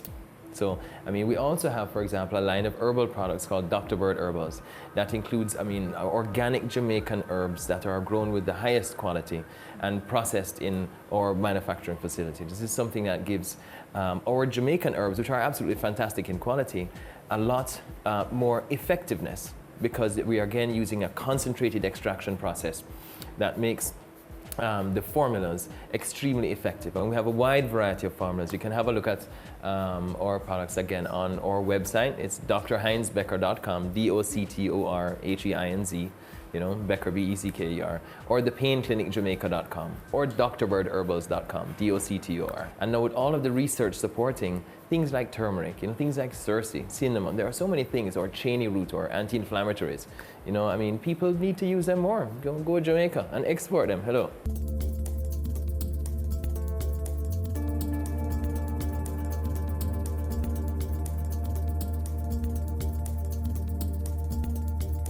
We went through a variety of treatment options. What about pricing? I think a lot of people are concerned these days about costs. Yeah.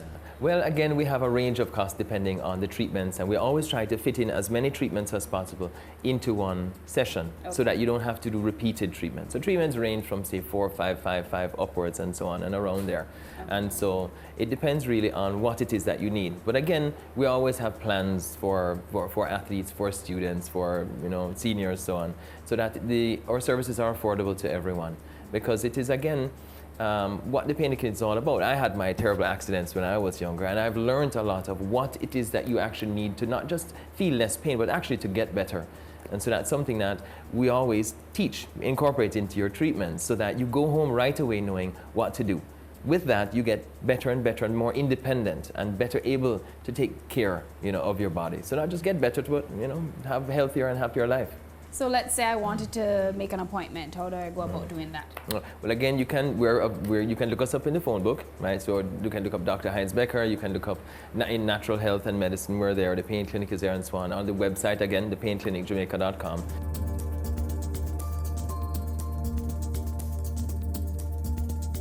Pain may come, but it doesn't have to stay. The Pain Clinic is the perfect place to try all natural methods to relieve discomfort. Until next week, you've been watching The Good Life, and I've been your host, Amita Prasad Webb.